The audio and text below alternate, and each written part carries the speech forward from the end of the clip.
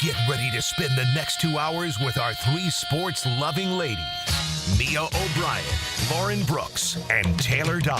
This is Helmets and Heels on 1010XL. Show me what you got, pretty lady. And we are back to three sports-loving ladies as Mia O'Brien back in the fold from vacation. Word on the street is you sent Rafael Devers packing. I did. Honestly, it was rather hilarious that we're walking through the North End. Had just gone to dinner, post the Yankees, once again, anemic offense, struggling against the mighty Boston Red Sox, who I thought, maybe that's just their kryptonite, bad matchup, whatever. No, the Yankees just stink again, folks, as I once proclaimed so not too long ago. Did you have Italian for dinner? We actually did not. I wanted to, but after Fenway Franks and everything else, we had the world's. They have a new item at Fenway Park. It is the 1 pound cookie. It's the Monster cookie. And so after that, I was like, no, probably a little too much to do pasta. So we did lobster rolls.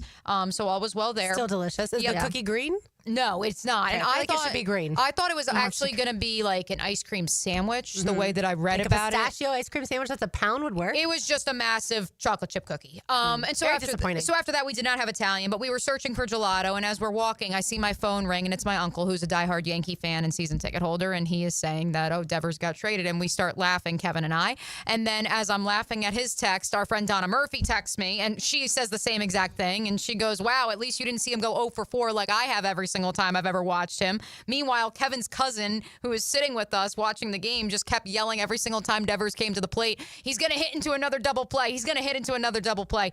He did hit into 2 double plays, but then he also had a home run, one of the 2 runs from the game that I was able to take part in on Sunday. But yeah, so I saw the last of Rafael Devers at Fenway Park, folks. I sent him packing to San Francisco, and apparently Boston sports fans are upset about this, which I found rather fascinating because all I heard was moaning and complaining about Devers from the stands. Which I understand both sides, right? You're upset because you just lost your best hitter. And he's going to a team in the San Francisco Giants that are really good. And you now don't, you've got some prospects, but I don't think you get anything close to what Rafael Devers is. The problem is he refused to play in the field. And at some point, they came to an impasse. For them. Right, for them. And so it's one of those really tricky situations. What should the Reds, if he refuses, and multiple guys for the Red Sox were injured that played in the field, like, what do you do at that point in time?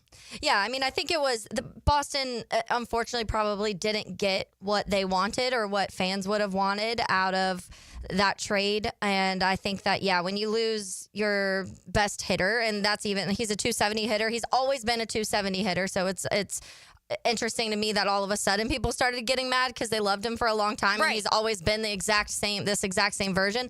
But this is a little taste of that. Like, you complain, and then now he's gone. So have fun trying to replace some of those at-bats that he did have. And I feel like they had to. There's not really much choice once you get backed into that, there's really not much option. And there was definitely, this wasn't going to turn out good either way. It was going to just fully implode, or they had to trade him. It's pretty much the 2 things. I Googled, just to reiterate in case you missed, the terms of the trade between the Boston Red Sox and the San Francisco Giants, Devers trade, and the first headline that comes up is from Yahoo Sports, and it is entitled, "Inside the Absolute Bleep Show That Led to the Boston Red Sox Trade of Rafael Devers." Look, what's funny about this, so again, Rafael Devers and his now 8 years remaining on that 10-year contract, head to San Francisco. Sounds like San Francisco is going to foot the bill, which good for them, in exchange for left-hander Kyle Harrison, reliever Jordan Hicks, 2 prospects, or a prospect in James Tibbs III, and then rookie pitcher Jose Bello. Yeah, FSU guy, James Tibbs. Exactly. Now, my question to this is this. So 2 parts. Number 1, what was funny was as the game was beginning, I actually turned to Kevin and his cousin, and I said, who would you say is the face of the Red Sox right now? Like, obviously, we know who the face. Still Mookie Betts. Right. Exactly. Honestly. Who hasn't played there in years now? And I guess that's the critique from Red Sox fans, from baseball fans alike, this notion of this new ownership group has come in and they've kind of just said, this is part of our portfolio. We are not focused on building long-term players, pillars of the organization, although they gave Devers a 10-year contract. So there's something to be said about that. So that was funny that I had literally 4 hours earlier asked who's the face of the Red Sox. And Kevin was like, I guess Devers. Yeah. But it prompted me last night, then watching the NBA Finals, Game 5 between the OKC Thunder and the Indiana Pacers, to go back and look up the terms of the trade between the Sacramento Kings and the Indiana Pacers that sent Tyrese Halliburton to Indianapolis. And as much as Domantas Sabonis is a good player, he is not the face of a franchise like, oh boy, here we go. We're going to open that can of worms. Like Tyrese Halliburton is proclaimed by some to be for the Indiana Pacers. And so now people look back at that trade and they say, well, Sabonis is a very good functional player and the Kings had too many point guards and they needed more front court depth. At the same time, you look back and you say, ooh, that one didn't age too well. Even after the stinker last night, Halliburton was hurt. I'm sure we'll get into that throughout the course of today's program. But that's why, to your point, Taylor, I look at this and I say, is this a trade the Red Sox will regret? Because you're banking on 4 young guys hitting. Yeah. And it's not even like if they hit, they are game changers for your franchise. Yeah, and I think, to your point about Boston's the type of team that those are the teams you need stars on. When you talk about New York and Boston and Chicago and LA and Miami, like those are the teams that usually, in whatever sport it is, you want them to have stars because those are the teams that you've talked about for so long. And I mean, the Red Sox have the most championships since the turn of the century than any other team. Like, and now we're talking about a team where people can maybe not name 5 players that are on the Boston Red Sox right now. And so, They still are 5-1 against the Yankees. yeah, this year. Not ideal for the Yankees. I feel like outside of Walker Buehler, I really am not sure. Trevor Story. I mean, I like it. Like, no, that's what I'm telling you. Like this, like they're, we're watching the game. Yeah. They're going through up and down the lineup, and I'm just like. And then you have the Dodgers lineup that just everyone knows everyone because ridiculous. or even the Yankees because we're looking at like the 2016 All-Star AL All-Star team or NL All-Star team, I guess, between Cody Bellinger and Paul Goldschmidt. And so you're like, oh, whatever. I know these, and DJ LeMahieu. I know these guys from 10 years ago at least. You don't know any of the guys on the Red Sox lineup. So Judge went 1 for 12 against the Red Sox. Did you get to see the one hit? I saw it. It was on Saturday. Correct me if I'm wrong. I believe it was Saturday. And it was Saturday, I'm pretty sure. Because we got to Boston at I want to say 8 o'clock. And so we actually sat down at a sports bar as the Yankees scored their 3 runs to cut it to 4-3 and maybe have an outside chance at a comeback. And so I was like, ooh, maybe we're the good luck charm. And then they lost 2-0 on Sunday when we were in attendance at Fenway Park. So, yeah, look, I came away from that and maybe it was just through the lens of what Aaron Judge was able to do last week on the road in Kansas City against the Royals and said, maybe it's a bad matchup. Maybe it's just a bad weekend. I was not worried about Aaron Judge. And then last night happened against the Angels. And so now I'm a little bit more concerned about what's exactly happening in New York. I think tying that to last night, your best player as an Aaron Judge, the best player in baseball, you don't want to go 1 for 12 in a series, just like you don't want Tyrese Halliburton to score 4 points in a playoff game. And so, but is Judge hurt? That's the big question that I would have. Like, is that what's causing this slump for him? And that's what I don't know. I think we've seen this from Judge though. Every year he has this one stretch of time where people get a little concerned, and then he turns it right back on at some point during the season.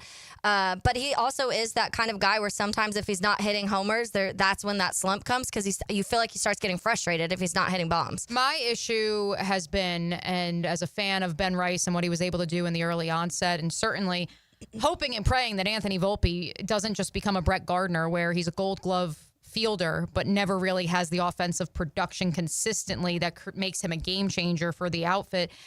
I just don't know who the Robin is. Yeah. I truly, we're talking about the Red Sox and meanwhile the Dodgers, you can list 1 through 9 in the lineup every single night, even with rotational pieces because we know those names, and the Red Sox you can't.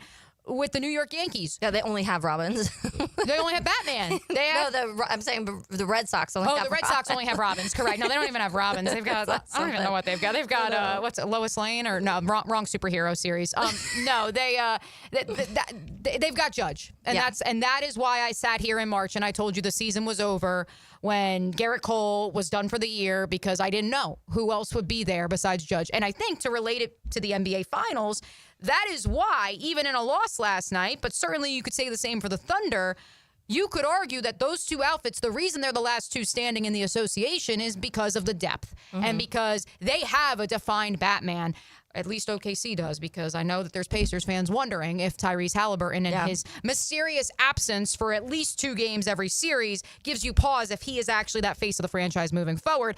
And they both certainly have Robins, whether that just be the idea of the Indiana Pacers going 11 deep or Chet Holmgren, Jalen Williams really coming on last night. By the way, you can denounce the Yankees all you want. They still are in first place in the AL East. Correct. But the Rays are now 2.5 back, and then the Blue Jays are 4 back with the Red Sox 5.5 back. The Orioles certainly not a good team, but that's the only bad team I would say in the AL East. So that division, Taylor and I talked a little baseball yesterday. That division is going to be fun to watch down the stretch. Yeah, it is. And, my mom was really worried about me wearing my pinstripes to Fenway Park on Sunday, but I was not in by any stretch of the imagination alone. There were a lot of Yankee fans there, and that was certainly a chance as people left the ballpark when people were coming up to us and saying, "Oh, you lost." I'm like, "You're still up like almost 10 games in the stand." Like that's why I was like, it's a bad matchup. Like I can't really take too much stock in this. Yeah, I've been to Fenway. I've never seen a game at Fenway. I've never been. I want to go so badly. Yeah. It is it's a living museum. And unfortunately, if anybody is planning on going anytime soon, because I hadn't been since 2018, they now won't let you, unless you have tickets to the Green Monster, they won't let you actually walk the perimeter of the outfield. But they do let you at least go to the pesky pole, and you can kind of stand there, and then you can go all the way around to right field where we were. You can walk all the way through right field. But yeah, you can't actually walk the perimeter like you used to. They do still have not only ticketed museum exhibits, but they also have some free ones that are just built into the stadium. And plus this idea of you pass through security and part of the enclosed area, even if it's not in the stadium, is part of the street where there's vendors and stuff. Like you can only get into that part of the party if you have a ticket to the game. Like that's pretty neat for me. Yeah, that is. Was it sold out? I don't know if it was officially sold out, but there weren't any empty seats where I am. And if you are going to Fenway, I'd forgotten that it's some very tight seating because they haven't changed. They haven't changed the seats since 19 something or other. So yeah, it's very similar to Ben Hill Griffin Stadium. If you're not in a chaired seat, especially too, you're on the bleachers and they pack you in for sure. All right, we will get into some Jaguars football on the other side. You are listening to Helmets and Heels on 1010XL 92.5 FM. Summer Sun. Get the summer feeling on Jacksonville's summer station. 1010XL. 1010XL. When it comes to my opinion, I love dropping the hammer. I'm Hayes Carlyon. Listen for Hammer Time with Hayes weekdays on The Frangie Show. Hammer Time with Hayes, driven by Kia on Atlantic. Check us out at KiaOnAtlantic.com. Hey Jacksonville, Lauren Brooks here. Summer heat is on the rise, but don't sweat it. Big Chief Tire has your back with $50 off all AC services. Whether your system needs a quick recharge or a full repair, their expert team will keep you cool and road ready all season long. With 5 locations across Jacksonville, trusted service is always nearby. Visit WeKeepJacksRollin.com or call 904-932-0950 to schedule your AC service. Big Chief Tire keeps Jacks rollin'. Hey guys, Taylor Doll here of Helmets and Heels. It's the little things like a peach milkshake on a warm day that makes summer sweet. And now you can head to your local Chick-fil-A and enjoy a favorite summer treat again. Hand spun the old-fashioned way, this refreshing milkshake features Chick-fil-A ice cream and peaches. It's the perfect cold treat to enjoy outside on a warm day or with friends and family after dinner. And it's here for just a limited time, so swing by your local Chick-fil-A and treat yourself today.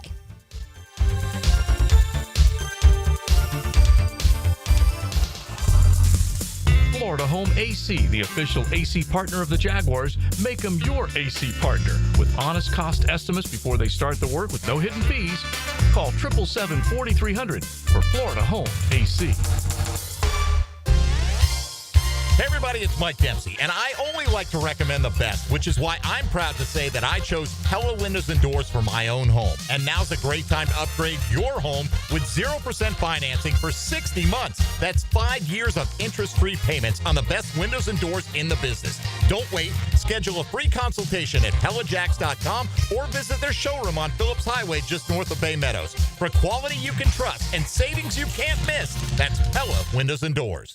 Life is just so busy. busy this time of year. Between work, the kids' games, family vacations, I need a yard hero to free up my weekends. You mean somebody who does mowing and trimming? Yeah. How about mosquito control? Yeah. What about irrigation and pet waste removal? You do that too? You're my lawn hero. Find your lawn hero at heroeslawncare.com. Heroes Lawn Care, because every lawn needs a hero. It's a magical phone line. Check this out. It brings you things you can't get anywhere else, like insider insight from sports experts. Listen for the Checkmate Coatings phone line. Check. Every day on 1010XL. It's a battle for the playoffs as your Sharks take on the first place Steamwheelers. Catch all the action this Saturday, June 21st at 7. Discover the thrill of indoor football. It's fast-paced, action-packed, and full of family fun. Try the new 4-packs, 4 tickets, 4 food vouchers, and a $20 Al's Pizza gift card for only $100. Get tickets at jacksharks.com or call 904-621-0700. Prosser here, and your Jacksonville Sharks are in the playoff hunt. They smell blood in the water as the Sharks take on the first place Steamwheelers. Don't miss any of the action this Saturday, June 21st, 7 o'clock. Discover the thrill of indoor football. Fast-paced, action-packed, and full of family fun. Try our new 4-packs, 4 tickets, 4 food vouchers, and a $20 Owl's Pizza gift card, all for only $100. For tickets, go to jacksharks.com or call 904-621-0700. That's 904-621-0700. Go Sharks! Is your backyard ready for the big leagues? Pick it here for Surfside Pool. Serving Northeast Florida since 1977, they have the home field advantage. Family owned and operated, offering weekly pool service, equipment repairs, commercial maintenance, remodels, and new pool construction. Let Surfside Pools make your backyard dreams a reality. Are you ready to float happy? Visit surfsidepools.net or call 904-246-2666. Surfside Pools and Spas, your hometown MVP. License number CPC 044080. Maxed out on credit cards, struggling with high interest debt? You could pay it all off in days with Loan Pronto's Rapid Equity Loan. Hey, it's Prosser here. Get cash out now without touching your low-rate first mortgage. No appraisals, no waiting, no BS. The Rapid Equity Loan Program at Loan Pronto is amazing. One Loan Pronto client just got $300,000 approved in under 24 hours. They paid off debt, renovated their kitchen, and cut their monthly expenses by $1,800. That's a huge turnaround. Instant approvals, low rates, no hard credit pull up front. That's Loan Pronto. Listen, your home equity is yours. Use it.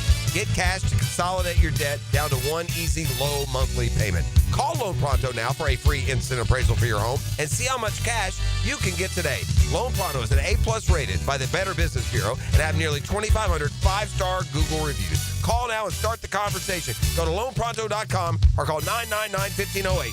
That's loanpronto.com.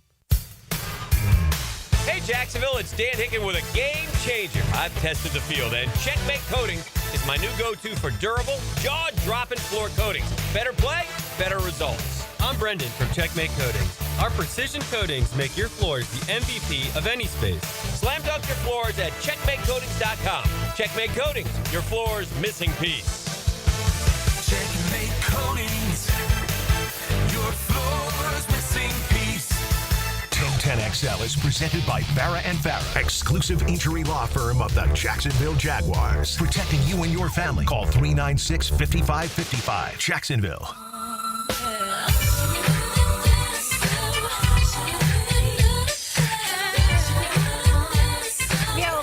Back from vacation, Taylor Dahl is here. RJ Saunders along as well. I'm Lauren Brooks with you. We're going to talk some Jaguars football. I think there are some people, I'm not going to say that they're panicked, but I think there are some Jaguars fans that are slightly concerned that Travis Hunter is one of only 2 rookies that has not signed his rookie contract to this point. We know we talked about Shamar Stewart and the reasons that he hasn't signed with the Bengals because of some guarantee language if he violates things in his contract. Travis Hunter, I don't think that there's necessarily any issue. It's just taking a little while longer than we expected. But of course, he has participated in OTAs and in mandatory minicamp. But Mia, for people who might be concerned, what would you tell them? I would simply say that So here's the thing, because I listened to our friend Jordan Rodriguez on NFL Daily on my flight back last night, and she was effusive in this idea of the Cincinnati Bengals making Shamar Stewart this example, when meanwhile, if the player doesn't sign their contract and if they were to get hurt, it's on the player to figure out the insurance policy part of that. I mean, certainly I would think the team would work with them. I don't remember exactly what the details were when Dante Fowler got injured during rookie minicamp, his rookie season here in Jacksonville, and if he had signed his contract yet, if he hadn't. I don't remember it being a thing, so I would assume that he would have already signed. Yeah, and so that's where there's certainly that part of it. There's the liability part of it, and you're taking on that risk if you are the player in question, if you are not covered at that point under the league's various policies, because you are not technically, if only in writing, a member of the National Football League. But at the same time, I guess Travis Hunter says, that's okay, I just want to play ball. And so that's why I don't envision this turning into some sort of standoff, quite like what they're going through in Cincinnati right now. That's unprecedented. I think ultimately with the way that the CBA was agreed upon, which, as Jordan noted and Patrick Claybon specifically had the year, when Shamar Stewart was 17 years old, so I guess Travis Hunter would have been 18 years old when the CBA was agreed upon. Point being that, yes, it's unfair, but this is the slotting system based upon where you are drafted that was agreed upon 4 or 5 years ago. Yeah. Right. The tricky part is there's not an option for someone who's going to play both ways. Like, Travis Hunter doesn't make additional money in addition to, look, $46 million over 4 years is good money. Don't get me wrong. But he doesn't have the ability to negotiate now to make more, because of that versatility that he provides. Yeah, I think that the Bengals have always kind of had issues in this area. I think that part of it is on them. I also think Shamar Stewart also is a little difficult, too. That was a pre-draft thing talked about. I mean, the way he handled the Senior Bowl was awful, too, and that's why he started dropping in a lot of people's rankings, and in addition to only having 3 sacks his entire college career. But I think that when you are pairing an organization that already has issues with a player who's kind of also has issues, then it's going to look even worse than what it is. And that's not what is happening here in Jacksonville whatsoever. I went through this last year because there were several first rounders last year that didn't even sign their contracts until the end of July. So, before training camp. Right before training camp. And so I remember tracking that last year because Caleb Williams and Rome were 2 of the players that didn't sign until the end of July, and people were freaking out. But then there was like 6, 7 other guys that didn't. And so I do think that pretty much it's this baseline of here's what rookies get. It's this tier, obviously, of where you fall and where you're drafted. The hold up are all kind of the little tiny things that players want to make sure that they're covered. But then we use that word, it's a business, a lot. And so that's my kind of thing, is like players want to say that all the time. But then when the organization tries to protect their self, people get mad at the organization. It's a business on each side. So they both have to look out for themselves and make sure that they're thinking about their futures. For sure. All right. So NFL Network's Ian Rappaport has some information in here. He is discussing the Travis Hunter contract. Yeah, taking a look at the landscape of things, it feels like Travis Hunter will probably be the last first rounder to sign. And, these things are generally, one, not complicated. We know he's going to make $46.6 and change million. He's going to get a $30 million signing bonus. These numbers are all negotiated. They are basically done. The numbers you cannot mess with, which is why it's actually hard to negotiate a rookie contract, believe it or not, because there's not that much to give and take. There's when the bonus is paid. For instance, is it all in one lump sum? Is it all up front, which generally happens with quarterbacks? Or is it paid, let's say, a little bit now, a little bit in September, a little bit in March? There's not that many things to negotiate over, but to me, it seems like this is going to be the hardest to get done as Travis Hunter tries to do everything he possibly can to maximize his deal, not just right now, but in the 3rd year and the 4th year. I don't expect a holdout. We rarely see a holdout, but I do think this will take some time. But if you're talking about Jaguars fans, you're talking about Jaguars people, I don't think they have anything to worry about because he's almost certainly going to be participating in training camp. You think they will figure out a way to get it done by then. And then just considering how many times we here on the Insiders have talked about the Jaguars since they traded up for Travis Hunter and since they drafted him, it's like times 10 from usual. This is a team that, one, did not perform well last year, now has a new coach, now has a new GM, and has more hype than I can ever remember for the Jaguars. I don't know about ever, Ian, but yes. Yeah, but a lot of hype right now. It's in the top 5, top 10 of the 30-plus year history of the franchise. But no, and Ian did a great job of spelling it out for our listeners there. There is not much wiggle room, whether you're Travis Hunter and you're negotiating added bonuses or guarantees, or if you're Shamar Stewart and you have an issue with some clause later on in the latter 4 years of the contract. So again, that's when he's referring to the third and the fourth year of the contract. How can you maybe ensure that there's incentives, or maybe you get more money straight off the top? When it comes to these rookie contracts, they're pretty set in stone. There's not much wiggle room. And that's why the fact that it's now all of a sudden in 2025 that we find, whether it's in Cincinnati or if it is happening here, I don't know if it's happening here or not, this idea of splitting hairs, it's just very fascinating to me. We haven't had a situation like this, to your point, Taylor, in quite some time, even with players waiting until July before the start of training camp to sign their 4-year contract. Yeah, I think that, and I would expect it to only get worse, honestly, because now players are getting NIL money and they're getting paid so early on before they even get to their pro career, and they are dealing with agents and they're dealing with all of these little ins and outs of everything. And now we're going to have this pay to play, which is going to have hopefully more guidelines than what we've seen in college football. So they're going to be so used to it by the time they get to the NFL that they're going to be able to come in and say, I want this, this, and this. If not, they're talking about the Shamar Stewart right now, he could go back and get redrafted next year. They're going deep into the rule books now of if the player really doesn't want to sign it, he doesn't have to, and he could re-enter the draft next year. That's where we're at now because some of these players are just getting so spoiled, I think, early on in their football careers. Yeah, those two situations are obviously vastly different. Travis Hunter is, I think, being smart, or at least trying to be as smart as he possibly can about working the language within the guidelines. Shamar Stewart doesn't want language in there that says that he has to the Bengals can void his guarantee money if he breaks some of the rules that he's broken in college. So, to me, if I'm the Bengals, I would take the side of the Bengals in this one, because me too.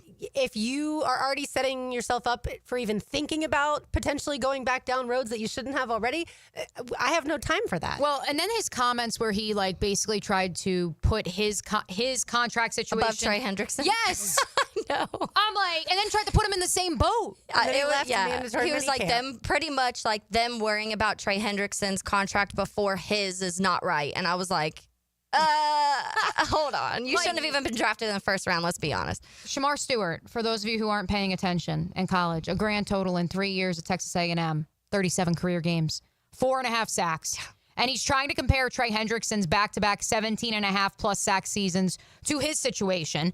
And also, we bring in the Travis Hunter of it all, the Heisman Trophy winner. I would say he has a little bit more leverage if it comes to the remote opportunity of negotiating additional incentives or guarantees into a rookie contract that's pretty much boilerplate. I also think he has leverage, but I also think the Jaguars gave up a good amount of money to trade up and draft this player. I don't see them not getting something done. It just doesn't make sense for somebody who wanted this guy so badly that for weeks before the draft they were making this deal to let it go through camp to where this player, who's supposed to be on both sides of the ball, by the way, not at training camp. I just don't see a world where that happens. By the way, so to the Shamar Stewart point, if they don't reach an agreement, he can demand a trade, which is hilarious because he has never even suited up for a practice, let alone a game. So he could demand a trade before the window to trade an unsigned draft pick closes 30 days before the season opener, or he can wait until the Tuesday after Week 10 to sign with the team and play in 2025, or to Taylor's point, he can hold off signing entirely and then re-enter the draft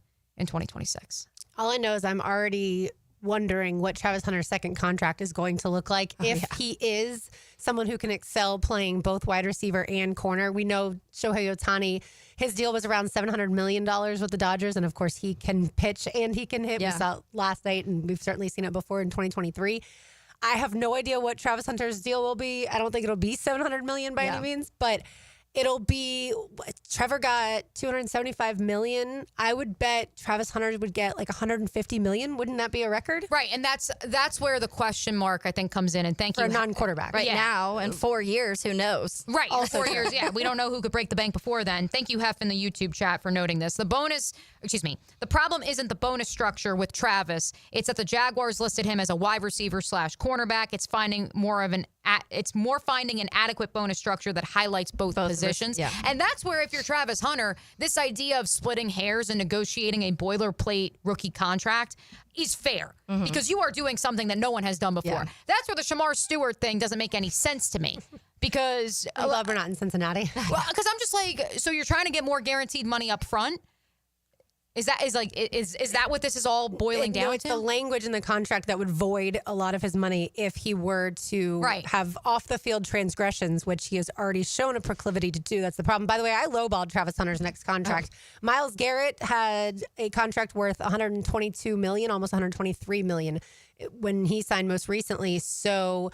yeah, like you said, Taylor, in 3 years from now, basically, we could be looking at over $200 million for a non-quarterback. And that obviously depends what it looks like position-wise. Is he playing way more of one side? And we'll see that. And that honestly could be some of the Jaguars' Jaguars kind of rebuttal is going to be, well, we haven't seen you. We don't know how much you're going to be on each side of the field. So right now, we're saying, which we have said from the start, a whole lot of wide receiver. You're going to be a starting wide receiver, and we'll have you on packages and certain things on the defensive side of the ball. So you're doing a little bit of both, but we're going to classify this more as a wide receiver situation.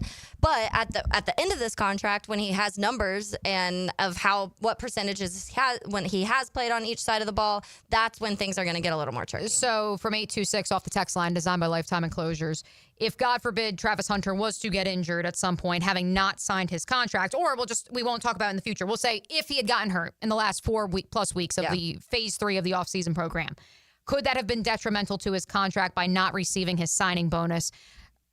I would think yes. Yeah, I would think they would have honored the terms of the contract depending on what the injury would have been. And I think that's part of why Shamar Stewart left Cincinnati. Yeah. And why he wasn't practicing, because he was not covered under the league CBA, and that's insurance. There's been a few others also that hadn't signed that were not practicing, and that was to save themselves too. Right. Most of the time, you don't practice if you haven't signed because of that liability. If something happens, then you're not on the good end of right. that So deal. I told you Myles Garrett over $122 million, Nick Bosa over $122 million, and then Jamar Chase, the highest paid non-quarterback outside of those two defensive players, the wide receiver for the Bengals, $112 million. So even if he gets paid wide receiver money for the second contract, it's still... he'll be fine. He'll be just fine. Really good. Yes, he will be. Speaking of contracts, on the other side, Lenor Sellers' father said that he was offered $8 million to leave South Carolina and go play elsewhere. Which school do we think offered him that money? You are listening to Helmets and Heels on 1010XL 92.5 FM.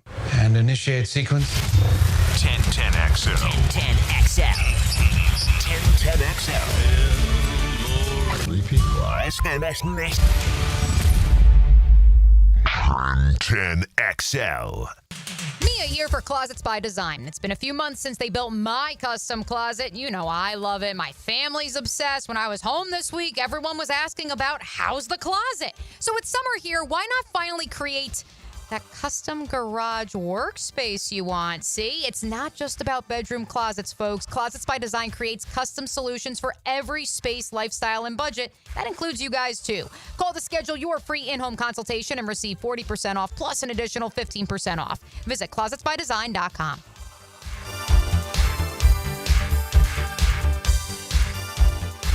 Hello, I'm Joe Cordell, founder of Cordell & Cordell. Divorce is complicated, especially when your small business or professional practice is involved. At Cordell & Cordell, we understand that these assets raise unique valuation and allocation issues. For 35 years, we've helped doctors, lawyers, and small business owners navigate divorce with confidence. Call us at Cordell & Cordell. Let me tell you, I understand on a personal level, your business is much more than a job. It's your legacy. Jacksonville, Florida. Joseph Cordell, licensed in Missouri and Illinois. CordellCordell.com.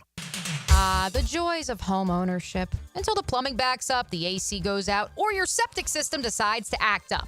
The good news? You don't have to call 3 different companies when things go wrong. Just call my friends at Duck Duck Rooter. Yes, they're your one-stop shop for plumbing, septic, and air conditioning. Jeff and the guys say so many people only use them for one service, they don't realize you can get all 3 under one roof. Give them a ring at 904-862-6769 or visit duckduckrooter.com. Duck Duck Rooter, plumbing, septic, and air conditioning. One call does it all.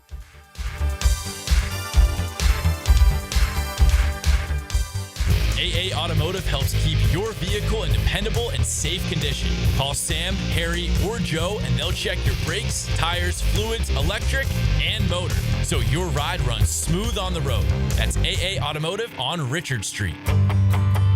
Hey, Jacksonville, I'm sure by now you've seen our bright green GFL trucks and containers throughout the greater Jacksonville area. We are an industry leader in solid waste and would love the opportunity to earn your business. We are committed to customer service, reliability, and have unwavering focus on safety. Whether commercial or construction, let us haul your waste away.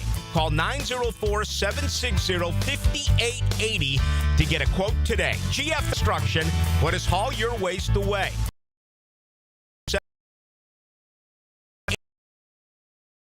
GFL, green for life. Are your kids ready to play this summer? Come check out the Y. Summer is a time for kids to explore new things and expand the limits of their imagination.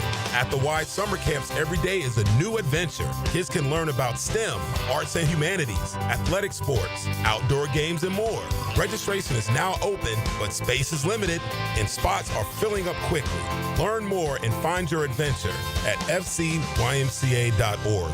Search Summer Day Camp. Hey, Hickett here for my friends at Zero Res. Gang, vacuuming is not sufficient to maintain the cleanliness and lifespan of your carpet, period. Do not, let me repeat, do not leave deep cleaning to yourself, but do-it-yourself dirt attracting carpet soaking machines. No.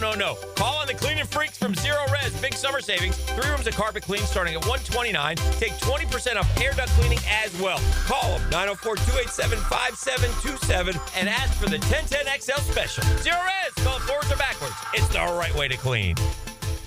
Joe C. for Preferred Roofing, reminding you your roof is more than just felt and shingles. It's a system that not only keeps your home dry, but also impacts your heating and cooling bills. Preferred Roofing and Construction is a GAF Master Elite roofing contractor lauded for having the ability to educate and inform homeowners on their options. Why GAF and Preferred Roofing? They're veteran-owned and operated with ties to Duval for decades. A family business ready to make sure your family has a good roof over its head. Log on, preferredroofingjax.com. This Date in Sports History is brought to you by Southeast Orthopedic Specialists. On June 17, 2018, Brooks Koepka wins the U.S. Open at Shinnecock by 1 stroke over Tommy Fleetwood. He becomes the first back-to-back Open winner since 1989. Joint replacement surgery is always a tough decision, but relief from chronic pain may be just around the corner. Dr. George Barry here, and there's a lot to consider to make sure you get the proper diagnosis and best path back to the range of motion and mobility you had. Age, lifestyle, and overall health all play a part. Let the team at Barry Orthopedics give you a full analysis to help you make the best decision. Log on to BarryOrthopedics.com or call the office to make an appointment. With offices across Jacksonville and ready to help you feel good again, we'll get you back on the road to recovery at Barry Orthopedics. Blue here for the Blue Crab House, located right off of San Jose. It's on Jewington Creek Road. They've been around since 1996. Indoor-outdoor dining. Also, takeout is available at the Blue Crab House. Open 4:30 to 9, Tuesday through Saturday. Sunday, noon until 9. Remember, Tuesday, $2 margaritas. Wednesday, $1 oyster night. How about the blue crabs? How about my personal favorite, the Canadian snow crabs? Whatever it is that you fancy, you get it right there. The Blue Crab House. The SEC and the ACC will face off in Jacksonville at the 81st Tax Slayer Gator Bowl game, December 27th at 7:30 p.m. Join us for Saturday night football in prime time at the bank. Preferred locations and pricing available now at TaxSlayerGatorBowl.com. Mike Dempsey, and now's the time to get your roof hurricane ready with Apex Roofing and Contracting of Jacks Beach. Look, our rainy season is no joke, and if your roof's got damage, leaks, or it's just plain worn out, don't wait.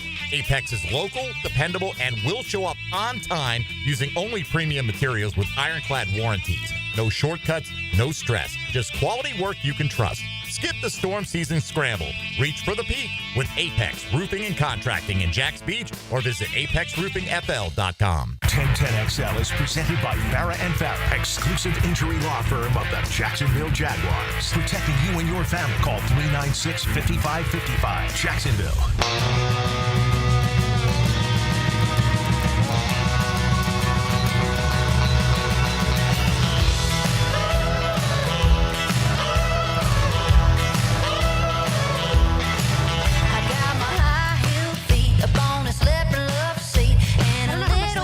Made in her career, but probably over $8 million to this point in time.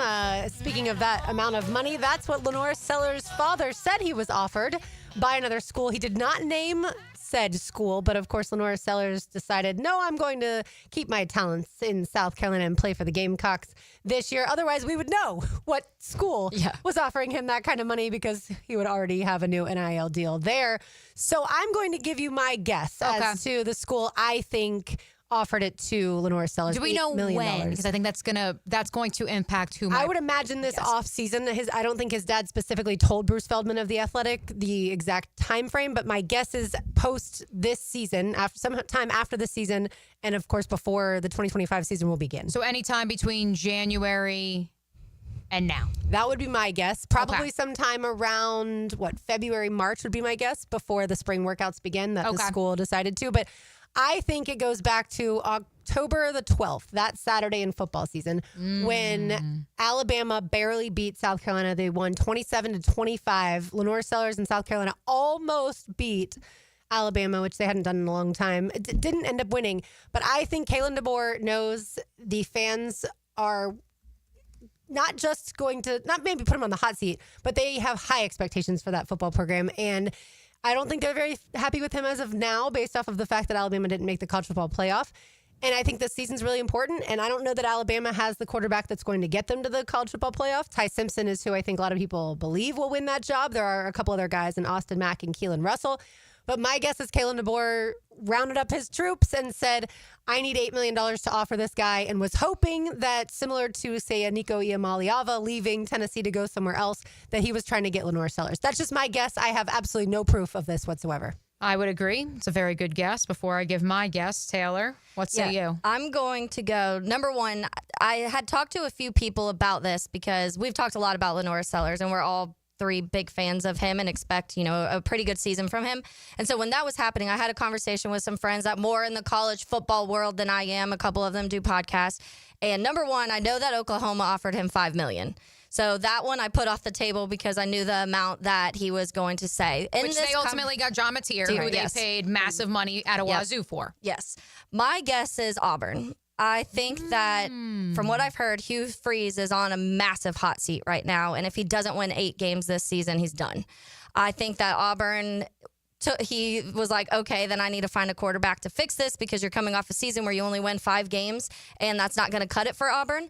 That's not going to cut it for most SEC teams. And so from what I've heard, because Hugh Freeze was in such kind of panic mode of I've got to win this season or it's not happening, he went to boosters. And from what I've heard, boosters wanted to pay LaNorris. This is all just kind of he said, she said from ramblings that have happened. So that is just kind of my guess because I think that mainly, number one, they just want to get back to that the quarterback. They haven't had one in a long time that you could really rely on consistently. And I think that Hugh Freeze is in this moment where he's in a little bit of a panic right now. Auburn basketball is better than Auburn football right now. That's no surprise. We know that the boosters have deep pockets. I love that poll, Taylor, especially because to bring it back to the Oklahoma of it all. You have Jackson Arnold. Jackson Arnold, the former Sooners quarterback, is currently in line to start for Hugh Freeze. RJ, I'm back from vacation. We haven't fired one of these up in a while. So the reason I asked Lauren, when do you think Lenor Sellers was offered this $8 million payday is because we need to imagine for a second. Imagine with Closets by Design. Imagine your home totally organized. In case you missed it, not just bedroom closets, folks. Garage workspaces, kitchen pantries. If you are looking for your next dream space, dream it with my friends at Closets by Design. Let's imagine here for a second. Let's go back in the time machine. April 20th or thereabouts. Travis Hunter, soon to be a Jacksonville Jaguar. The weather was a lot less hot in Jacksonville, FLA than it currently is. And Nico Iamaleava was making his move from Knoxville, Tennessee, back to the left coast. As we now know, Josh Heupel said, we'll just do a little trade, if you may, and we will bring the transfer from App State in Joey Aguilar from UCLA to Tennessee. Convenient. But imagine if those boosters at Rocky Top, who once upon a time were willing to pay Nico a reported $8 million, I know the numbers were fudged, it wasn't actually $8 million for 1 year, what if they would have been the team? So it wasn't an offer in, let's say, January, February, when the portal first opened, when the season first ended. What if it was for that May portal? and those Tennessee Volunteers who said we will pay $8 million for Lenor Sellers to transfer within the SEC. I feel like if that's the case, Shane Beamer would have gotten in a fight with Josh Heupel because let's go. I think they're at SEC Media Days the same day, so I think we're going to have our answer here in about a month. Because to me, there's nothing worse in theory than someone stealing your quarterback out from under you when you have all your chips in. In South Carolina has all their chips in Lenor Sellers.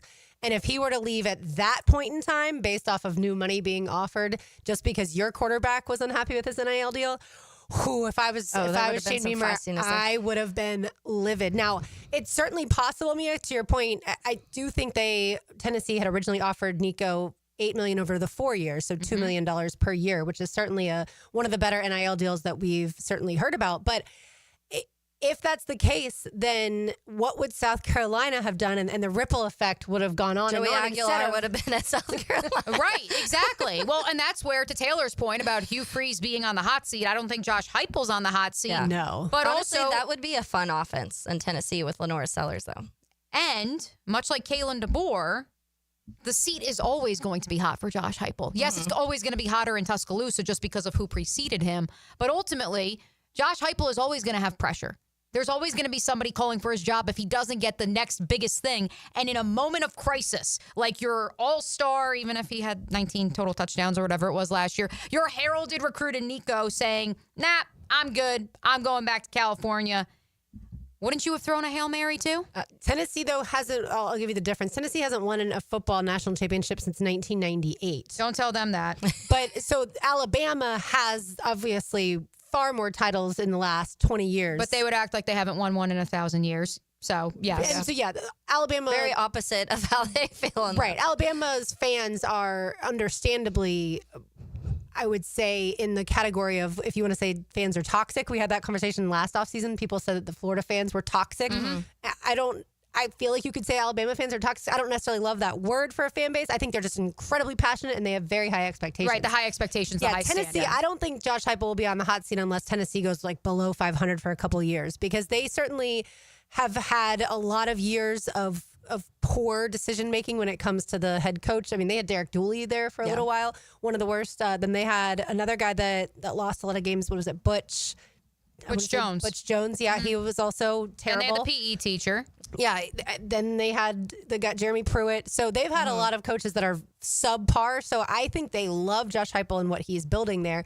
They haven't gotten to where they would like to get back in the 90s, Tennessee. But I don't think that the hot seat is nearly as much in Knoxville as it is anywhere, or as it is in as it is in Tuscaloosa. I'm just saying, they got deep pockets in Tennessee. yeah. They got deep pockets on the plains, Tuscaloosa. Yeah, and I think that when to the point of putting all your chips in, Tennessee had done that with Nico. They built an entire offense, and Heupel had planned everything around Nico Iamaleava, whatever his name is.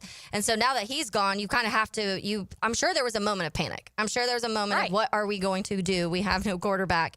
And who's available? Oh, no one's really available that we want. Oh, there's this guy down in South Carolina. Let's just throw all of our money at him and see what happens. I'm telling you, if I was a fan of Rocky Top if I was a fan of the Gamecocks and my quarterback went to Rocky Top in the summer, I would want to fight Josh Heupel too. And to the point of how Tennessee fans are, not when it comes to Heupel, he's also beat Florida 2 of his 3 years, and so that is something that they hadn't had in a long time, and that's something that they're going to hold on to for a little while. To Taylor's point, Billy Napier, you messed that one up last year. Should have won that game. Yeah, and then Anthony Richardson. No, that was against Florida State. He threw it into the third round. To Taylor's point, we don't care how Nico Iamaleava is pronounced because he's going to UCLA. Who cares about UCLA? Who cares because they play in the Big Ten? All 3 teams that we guessed potentially offered Lenor Sellers $8 million are in the SEC. Yeah. I think that is a larger, broader conversation that needs to be explored as well. Yeah, I feel like, so when you're at SEC Media Days, Mia, I need you to ask each of them, did you... Ask LaNorris. Just straight up ask LaNorris. Who offered you that money? Who tried to give you was it an SEC team? Right, I hope it wasn't. Were they blue and just orange? Because were they... it'll shock everyone if it wasn't. I've also read rumors. I read rumors about Auburn. I also read rumors about Oregon, because Oregon, of course, also has a ton of money with Phil Knight and everything like that. But at the end of the day, I don't know that we'll ever know. I also feel like LaNorris probably wishes his dad didn't tell say Bruce something, Feldman yeah. this, because now it's causing certainly a hornet's nest surrounding him. See, I like Dante more, who's going to start for, ironically, speaking of UCLA, who's going to start for Oregon. I liked him when he was coming out of high school.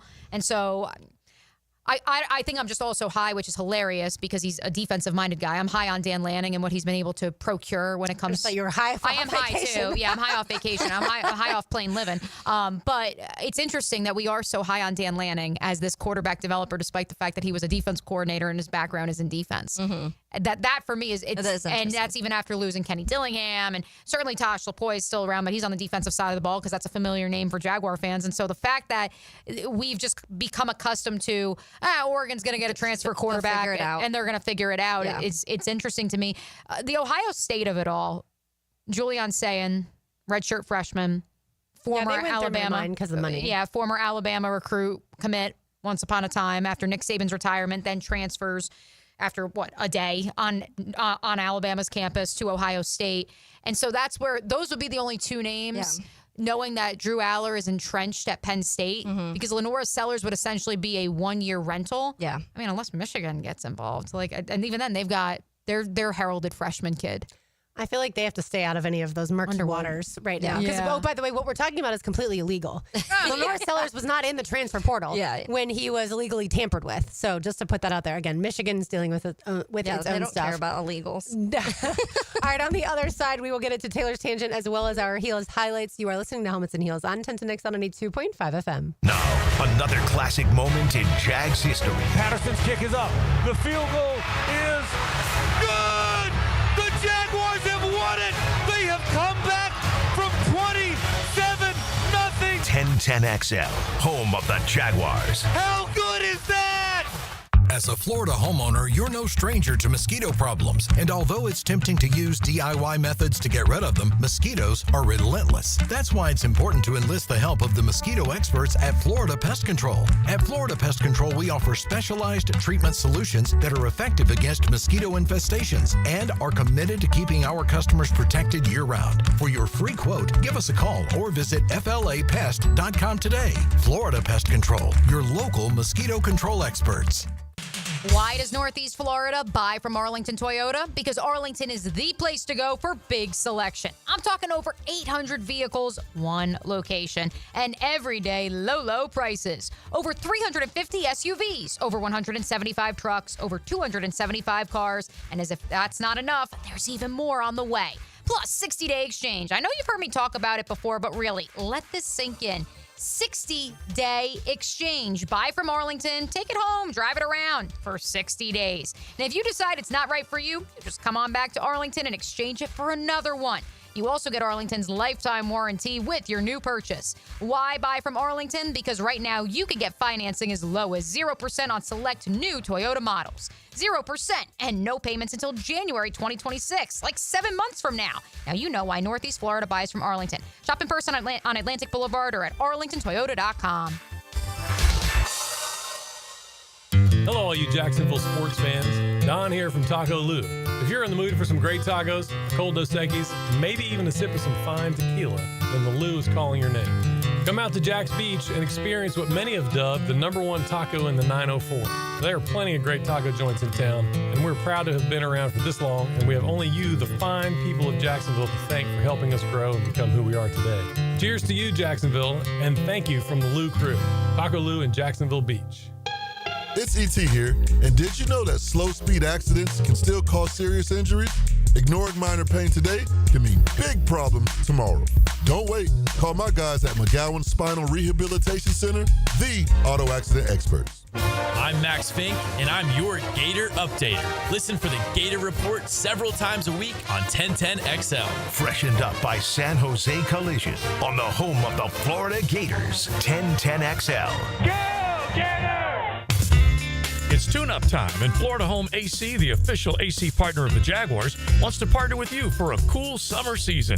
Tune up your AC unit right now so it's running at peak performance when you need it most. Just call 777-4300 and order a tune-up for just $59. Keep your unit humming at optimal level. Log on to FloridaHomeAC.com and take advantage of their savings. Keep cool with Florida Home AC. That's 777-4300. Power bill just went up again? Why keep paying more? Clay Solar can wipe that electric bill out. Right now, they'll cover your first 6 months' payments. Visit claysolar.com today to schedule your free consultation. claysolar.com. Mark Watson with Hardball Creative. What's better than beer? Cold beer. Put your company logo on a custom koozie. Check them out at hardballcreative.com. Hardball Creative. Hardball does it all.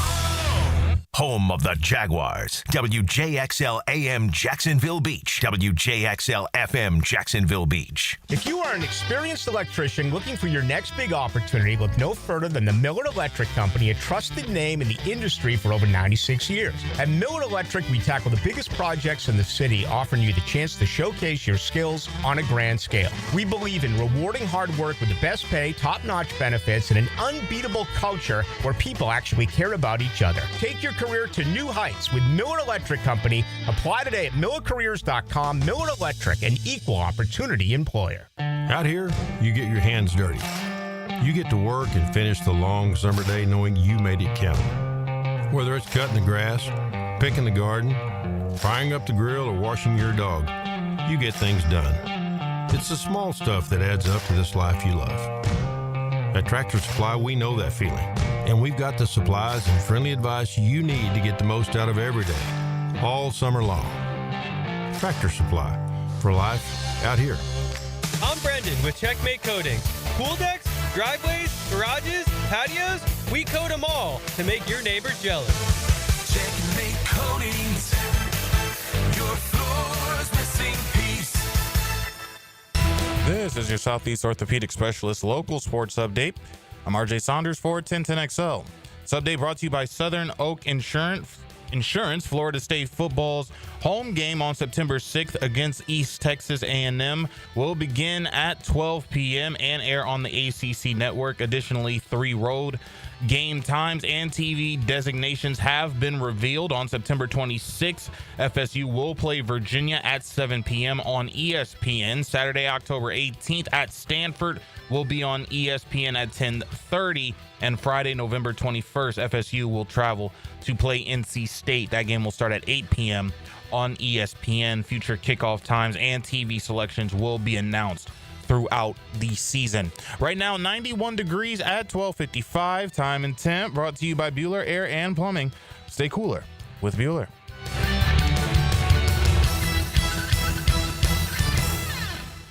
XL is presented by Farah & Farah, exclusive injury law firm of the Jacksonville Jaguars. Protecting you and your family. Call 396-5555. Jacksonville.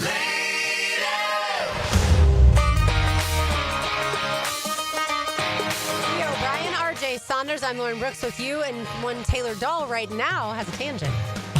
Now, Taylor's Tangent, served up by Chick-fil-A on 1010XL.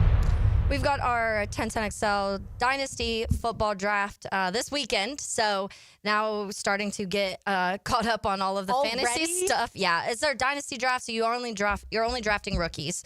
We already have our team built that kind of carries over, and then there's 3 rounds of just drafting the rookies. So whatever you can do in 3 rounds with rookies, you got to figure out, which I need a running back really bad. So hopefully I can get one of those that were drafted kind of high this year. We will see. Which one person left and someone else is now taking over, so they just take over that team? Yeah, Denmark is taking over Molly's team, and she was stacked. She almost won last year. Okay. So he's taking over a very, very good roster right now. So good for Denmark. He came to an organization that is winning. He came to the Chiefs. Yeah. But because of that, I saw a post the other day that was some facts about the fantasy football season, and I know we have a lot of fantasy football fans out there, so I just wanted to go through a few of them that stood out to me a little bit about last year, the 2024 season. The number one, Jamar Chase was the only wide receiver to score 400-plus fantasy points. The next closest was Amon-Ra St. Brown, and he had 318.2 fantasy points. Number 2 was Saquon Barkley, missed a game and ranked 6th in snap share amongst running backs, yet still eclipsed 2,000-plus rushing yards. which we've talked a lot about Saquon, so we know that one. Number 3, Garrett Wilson led all wide receivers in snap share at 96%. He quietly played in all 51 career games. Alvin Kamara missed 3 games and still led all running backs in targets with 89. Devonta Smith had 89 as well, for what that's worth, so they were tied there. Bo Nix was a top 10 fantasy quarterback in 6 of his final 13 games, so if you may be looking for a quarterback, that may be one you want to look, because that end stretch was really good for Bo Nix. Kyron Williams, who I felt like we talked a lot about last year, led all running backs in snap share, 87%. The next closest to him was Jonathan Taylor with 81% of the snap share for that. Number 7 of this list was Amon-Ra St. Brown, ranked first in fantasy points per target versus man with 2.93, and was the third in routes versus man with 124. Trey McBride ranked first amongst tight ends in target share at 29.3%. Brock Bowers, as a rookie, led all tight ends in targets, 153, receptions, 112, and yards, 1,194. I'm interested because I've seen a lot of comments lately about Michael Mayer and how much he'll be involved in this offense, because he was injured, so you didn't see a whole lot of him. But when he came back, you saw flashes. So I'm wondering how they're going to balance those two. It will be interesting to see that. Anthony Richardson finished 5th in fantasy points per drop back, which is 0.63. That's an interesting one, which we also just saw some breaking news a second ago saying that Anthony Richardson does not need surgery. So that is, take that for what it's worth. Josh Downs was 5th in route win rate, 55%, and 6th in target rate at 29.6%. Jaden Daniels ranked 1st in completion percentage versus zone, 78%, and 15th versus man at 54. So that's a zone 78, and then it drops to man in 55, which is kind of crazy. But Bucky Irving finished 2nd in yards created per touch at 4.94. So we talked about the running backs here a lot. Can they kind of replicate what he was able to do last year? Tyrone Tracy Jr. recorded 129 rushing yards in week 5, first week as a starter, and all 18 of his carries went for positive yards. That's something we definitely have not seen here.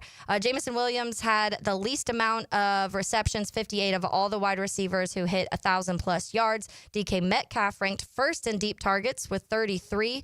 That's going to be an interesting one. Roma Dunze was 10th in the red zone targets, 18 off just 101 targets, which was 33rd in the NFL, and had 18th in the red, or 10th in the red zone. Jonathan Taylor missed 3 games and still put up 1,431 rushing yards and 12 touchdowns. And Brian Thomas Jr. recorded 1,282 yards as a rookie, with Mac Jones playing 10 of those games. And so they're just giving you some highlights of some guys to possibly look out for in the fantasy world. Speaking of fantasy, I saw an article yesterday, 7 players whose fantasy value has skyrocketed since the offseason workouts have ended. There's one Jaguar and one former Jaguar. Care to guess as to who the current Jaguar and who the former Jaguar were, as far as one of the 7 players whose fantasy value has skyrocketed since OTAs in the minicamp? 1, 2, 3.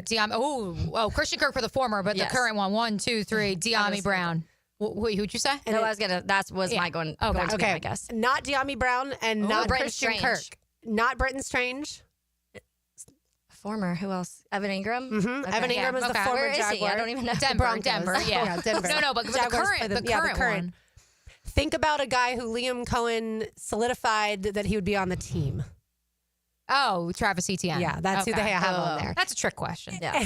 And Makes sense. That's just one person's list. Of course, we could come up with our own for sure, but I just found it interesting as far as I would have thought maybe Travis Hunter could be a guy whose value has skyrocketed for fantasy since OTAs as well, since we have seen him play receiver more than corner. I also saw a list earlier, and it was on CBS Sports, and it went through and it said the best and worst case scenarios for every football team, and they were very drastic. It was dramatic. The most intense thing you could say is this quarterback has his career year and blah blah blah blah, and then the worst thing was he gets hurt in week 2, and then it's I'm like, okay, of course. But when it got to the Colts, it was fascinating to me how they worded the best case scenario, because they were talking about obviously Anthony Richardson, and they were like, Anthony Richardson shows his athleticism and his arm, and it all comes together, and he has the season that some people thought he could have before he was drafted, and da da da. But the way they worded it almost felt like they were they felt like that could happen, when every other scenario, if you were reading the list, it was like, if they can do this and this and this. This one was like, Anthony Richardson does this, and he stays healthy, and Are this you sure goes through. And this it was isn't from last year? Because I feel like we were saying the It's the same same exact thing 365 days ago. But their worst case, which was interesting, and I don't know if we've really talked about this. We've talked about, obviously, Daniel Jones, and if Daniel Jones is going to be starting at some point. But Daniel Jones also has a history of injuries. Oh, yeah. And so you have two quarterbacks right now that a lot of their careers, college and pro, have been injured. And then you're looking at Riley Leonard behind that. It's why Giants fans were so mad that they gave Daniel Jones the 5th-year option. Yeah. Or they picked it up because they were like, this and guy then extended hasn't- him over Saquon Saquon Barkley Barkley, and just gave the 5th-year option or the franchise tag, to Saquon. There's lots of organizations that have made terrible mistakes when it comes to things and certainly We trading. Yeah, paying Daniel Jones, trading Saquon Barkley. All right, we have food to give away, right, Taylor? We do. We have lunch to Chick-fil-A. Give us a call at 641-1010. Let's say caller number 4. And there you have it. Time now for our highlights. Now, here's highlights. Unbelievable! On 1010XL.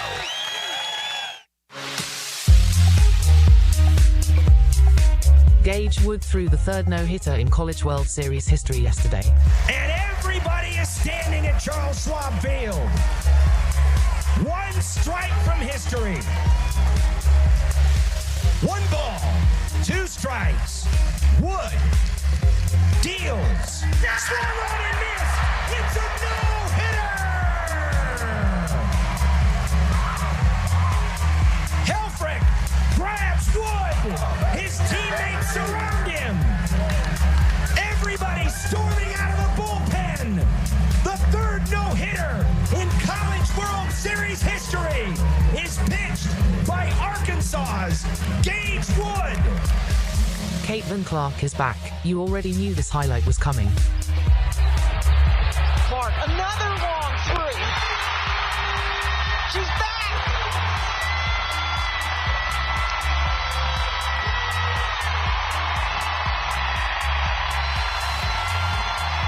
The most dynamic player in the game.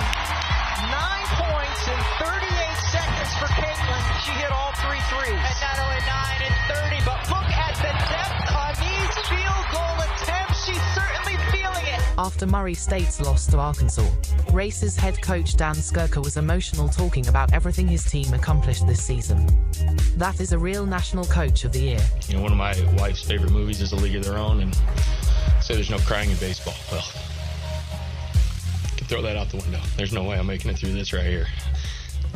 What these guys mean to me and my family, I can't put it into words. You know, I after Duke, you know, we gave glory, and we'll give glory in defeat. You know, this journey, God's great. It's unbelievable. The support we've gotten has just been unbelievable. After we beat Duke, I got 1,300 text messages, all the social media and other. I mean, it was blown away. Just hearing from people I haven't heard from in forever. Some people I didn't know that tracked down my number. It's this journey and what these guys have done to inspire people, to inspire kids to play baseball, to inspire families to watch together, to inspire families to come here and visit and be a part of it. That's what's so special about this, and it's amazing.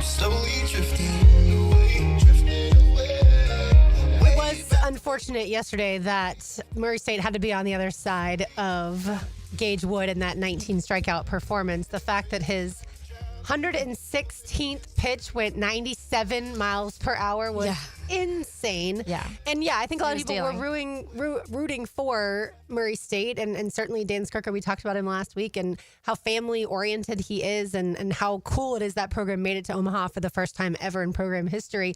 It just, you went up against a buzzsaw. Oh, yeah. And Arkansas's Gage Wood, that was one of the best performances. Obviously, the third no-hitter in College World Series history, the first since 1960, goes, as far as, or goes on the record as far as one of the best ever. But it also was just one of those pitching performances. Like, Murray State had no nothing answer. you could do. Like, Yeah. there's literally no answer. And it's got to be frustrating, but also you can lay your head at night knowing you did everything you possibly could, and you just faced a pitcher who had it that day, and bar none. Including literally mowing the lawn, because that is what Murray State, they pull the tarp, they mow the lawn. There's no sort of support staff that's getting paid on the side to do that. It's all on them. And that's nothing against Murray State as a university, by the way. It's just the reality of these group of 5 mid-major sports teams. Yes, we live in an age where players are getting paid at the collegiate level, but the infrastructure around them hasn't necessarily been fleshed out to the level that it has in the Power 4, Taylor, as it is lacking in that group of 4 level. And you've seen it with your brother with Western Kentucky, and you've spoken about it on the air. The lack of resources is also a reason that these players are taking a payday to play at the higher levels of college baseball. Yeah, definitely. And you could tell by the reactions of both sides. I can't remember which play. It was one of the Murray State players I saw once he was talking about his experience of arriving to Omaha. And he was like, I've never felt like a celebrity until I got here. And he was like, there's kids running up to me asking for pictures and signing autographs. He's like, I've never felt that in all of my entire life of playing baseball. And he was like, you could tell kind of getting emotional. So really cool experience in that. And then you flip to the other side, and Gage Wood had one of the best performances in baseball at any level, honestly, being able to do what he did in a moment where you're out of the tournament if you don't win this game, and you did what you did. And then his reaction after was, I shouldn't have hit the guy.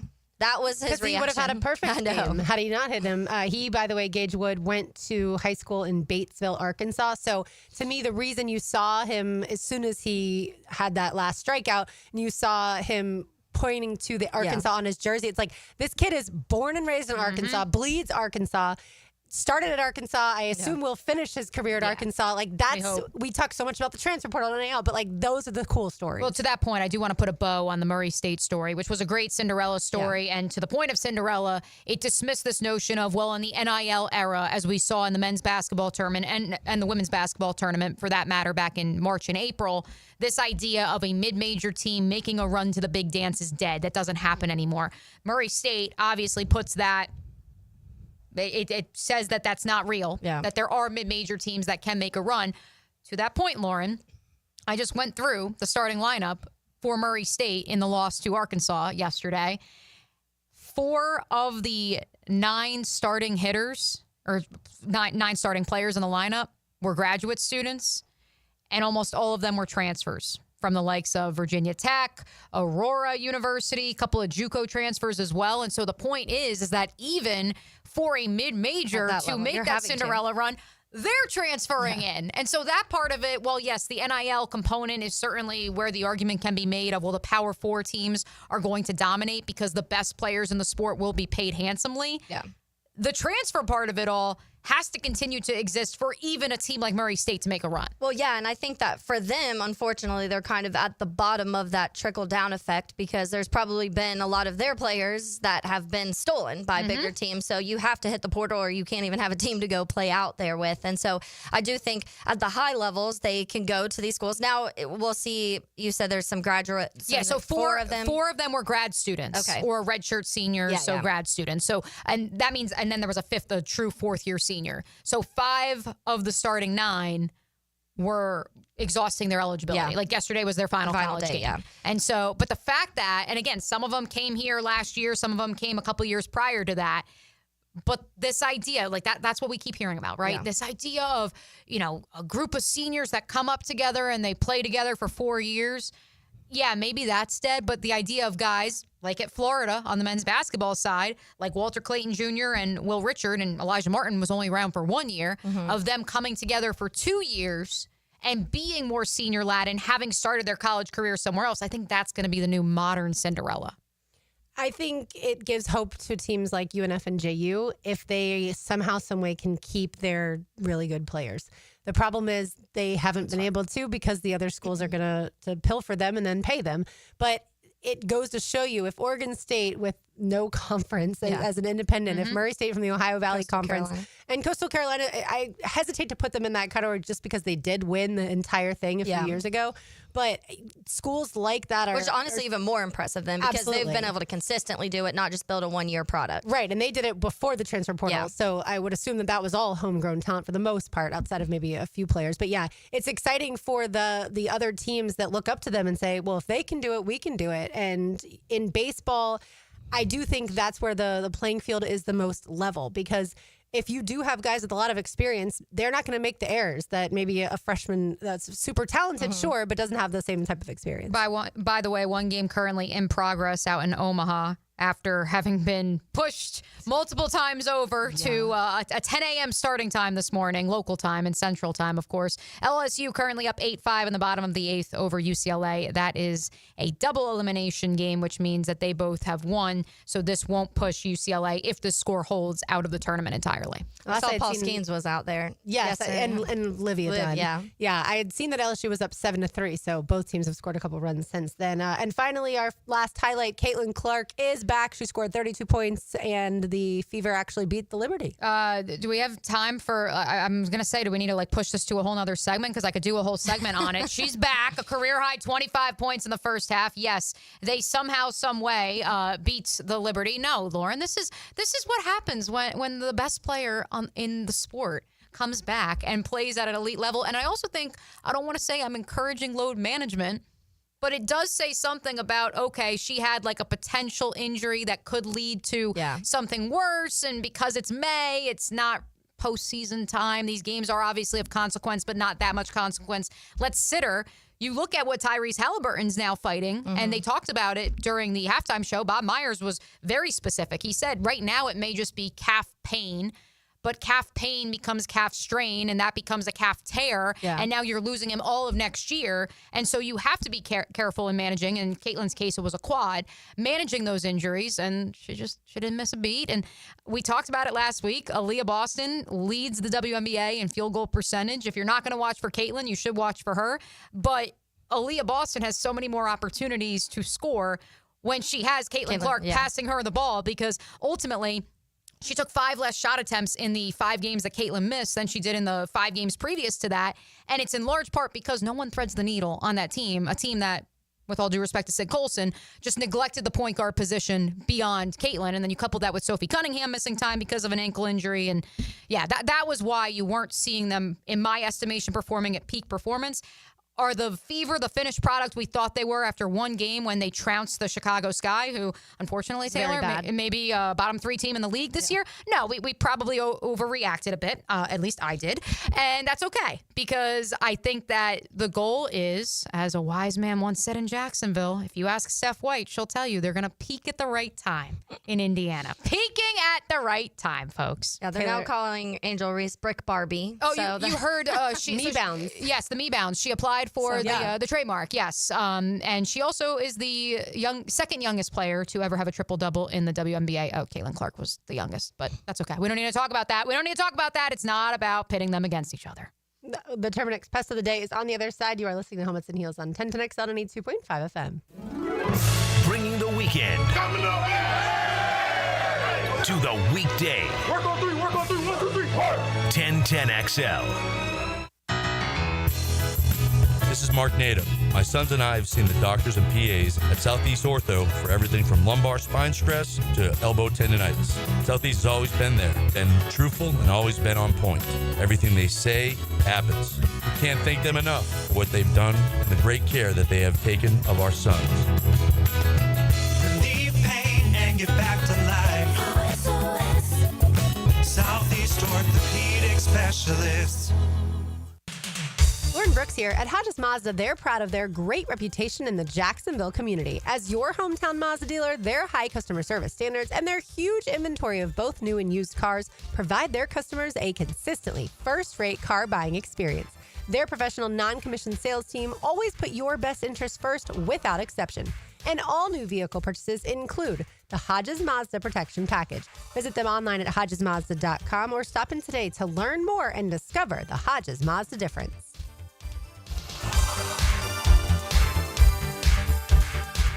At Cannons of Jacksonville, they know that when you're towing anything, you gotta have products you can rely on. With over 50 years of fabrication expertise, the family at Cannons can repair or install precisely what you need to tow with confidence. Whether it's a heavy-duty hitch, trailer frame, gooseneck, tow bar, or any other towing accessory, Cannons will provide you with unmatched precision and durability. For all your towing needs, visit cannonsofjacks.com, where quality and customer satisfaction collide. Cannonball!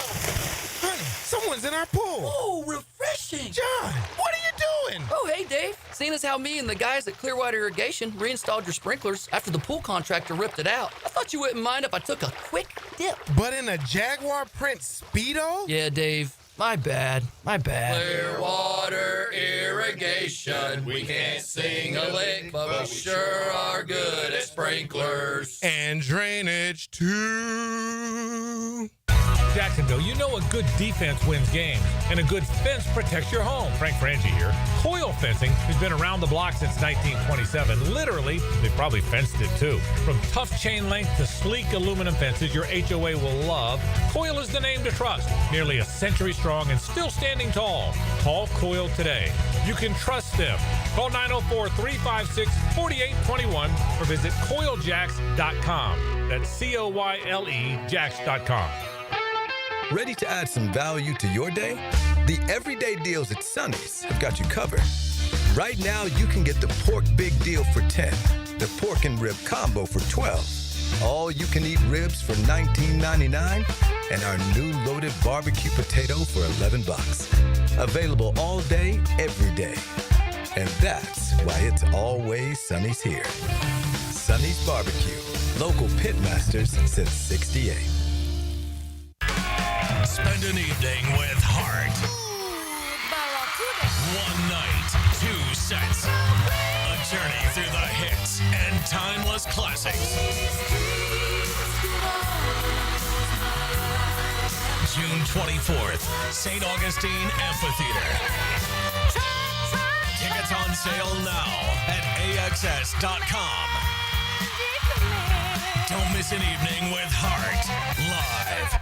It's about the hunt. Captain Kevin Favor here with Captain Kirk and Jeff Lagerman. We take you from the water to the woods. On the Nimnicht Outdoors Show. Presented by Duck Rooter Plumbing, Septic and Air Conditioning. Let's go to the woods, y'all. Saturday mornings from 7 to 10 on 1010XL. Poker fans, ready to ride the waves and win big? Join us at Best Bet St. Augustine for the Summer Splash giveaway. Over $40,000 in prizes are up for grabs, including a 2025 Yamaha Wave Runner. Join us now through August 8th to earn entries into the big giveaways. Every hour of poker play and table game play earns you an entry. The more you play, the more chances to win. Come play and win big at Best Bet St. Augustine. Visit bestbetjacks.com for details. That's bestbetjacks.com. We're certainly facing interesting economic times. For me, it's comforting to know my money's in good hands with ITP Partners. Jacksonville guys taking care of my Jacksonville money. Experience? Yeah, that's Chris Bryan, Jeff Hartman, Reagan Wright, Dan Abel, Scott Regner, Janice Cobb, and Reed Wingate. They have the expertise and knowledge to take care of your money. For more info, go to itppartners.com. ITP Partners, they're my financial partners for life. Non-compensated client testimonial may not be representative of all client experiences. No guarantee of future performance or success. Plumbing problems? AC not blowing? Septic tank doing whatever septic tanks do? Don't call 3 different companies and play contractor roulette. Just call Duck Rooter. Waddle over to duckduckrooter.com. When you're stuck, call the Duck. This is Father Nicholas Lowe, and I want to talk to you about being a godly example. Every day, we're setting an example in our words and actions. And many times, we can act one way in one setting and then totally different in another setting. My encouragement for you is to not send out mixed messages. God is depending on you to set the example in people's lives. You don't know, but you may be the only Bible that someone ever sees today. For more inspiration, log on to stjohnthedivine.com. It's your go-to for golf talk. The Edwin Watts Golf Hour. All we need to do is develop the rest of your game. Then you'll be unstoppable, son. Get local updates, gear reviews, and all things golf talk. Saturday mornings at 10 on 1010XL. 1010XL is presented by Farah & Farah, exclusive injury law firm of the Jacksonville Jaguars. Protecting you and your family. Call 396-5555. Jacksonville. Girls, we run this mother.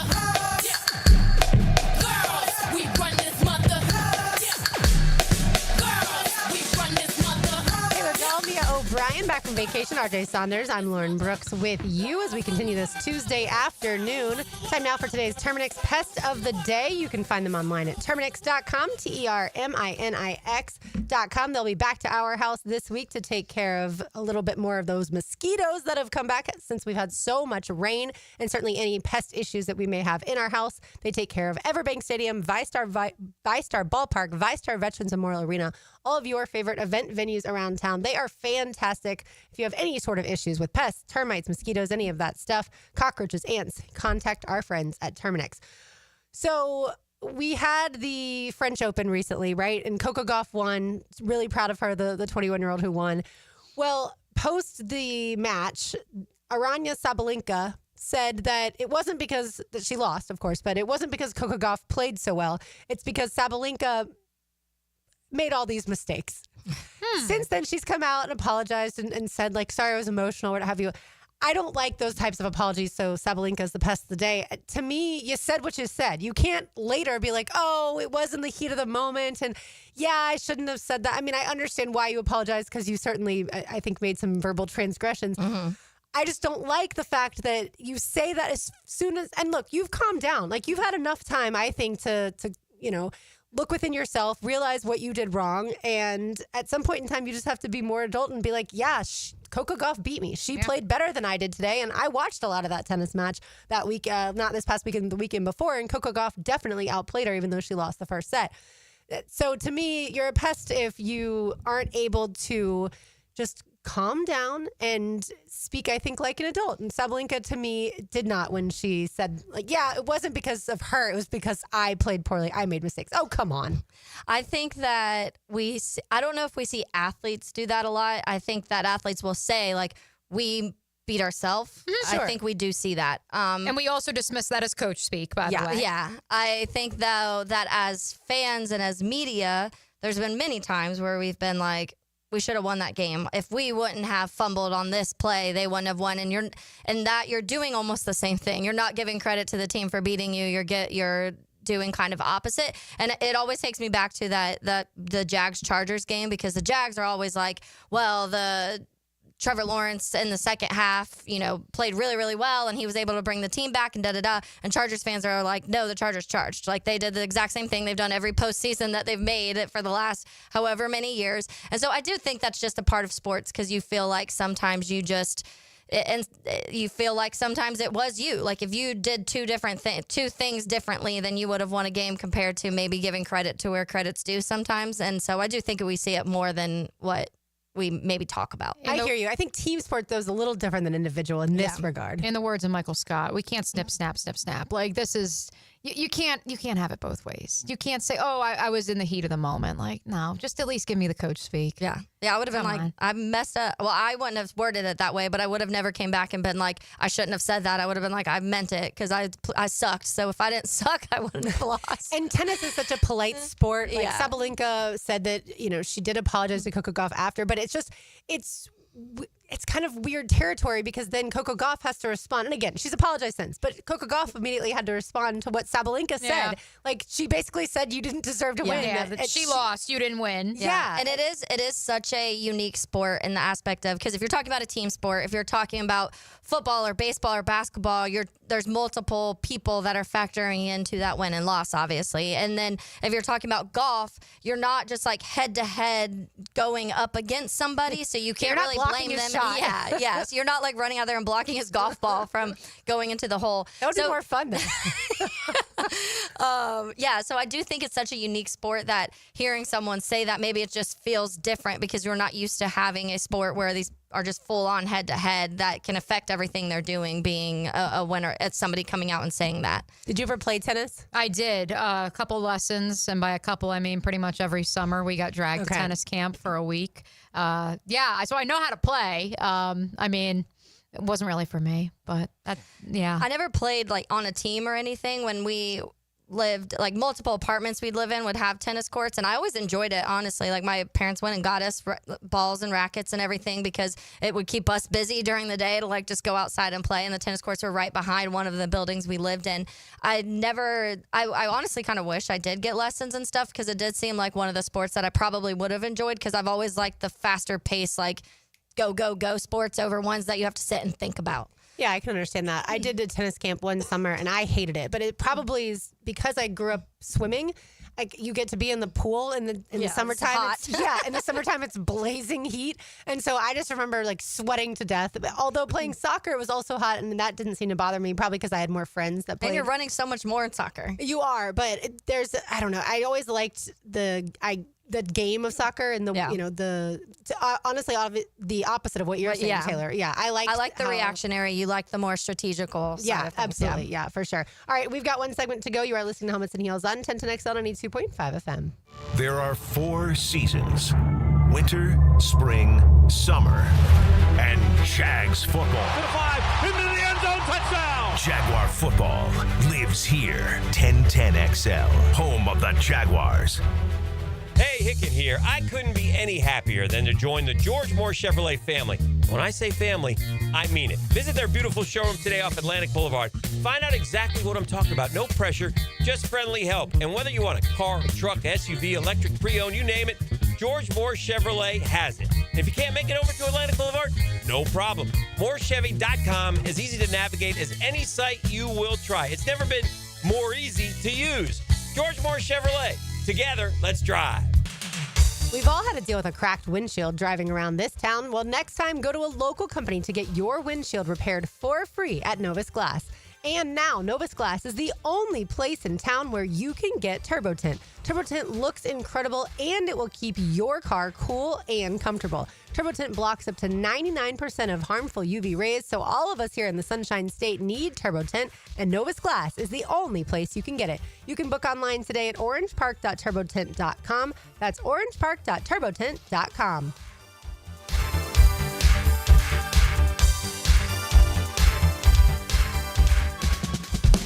You tired of high energy bills? Replace those inefficient windows and patio doors now. Don't miss Renewal by Anderson's 30th anniversary sale. Buy one window or patio door and get one 30% off. Financing options are available and this offer expires June 30th. Renewal by Anderson, proud partner of the Jacksonville Jaguars. Visit bestwindowsflorida.com to schedule your free consultation. License number CGC 1527613. Here, why does Northeast Florida buy from Arlington Toyota? Because Arlington is the place to go for big selection. I'm talking over 800 vehicles, one location, and everyday low prices. Over 350 SUVs, folks, over 175 trucks, over 275 cars. And if that's not enough, there's more on the way. Plus, 60-day exchange. You've heard me talk about it. Let it sink in. You buy from Arlington, take it home, drive it around for 60 days. And if you decide it's still not right for you, you just come on back to Arlington and exchange it for another one. You even get Arlington's lifetime warranty with your new Toyota purchase. Why buy from Arlington? Because right now you could get financing as low as 0% on select new Toyota models. 0%. Now you know why Northeast Florida buys from Arlington Toyota. Shop in person on Atlantic Boulevard, just a quarter-mile east of 295, or online anytime at arlingtontoyota.com.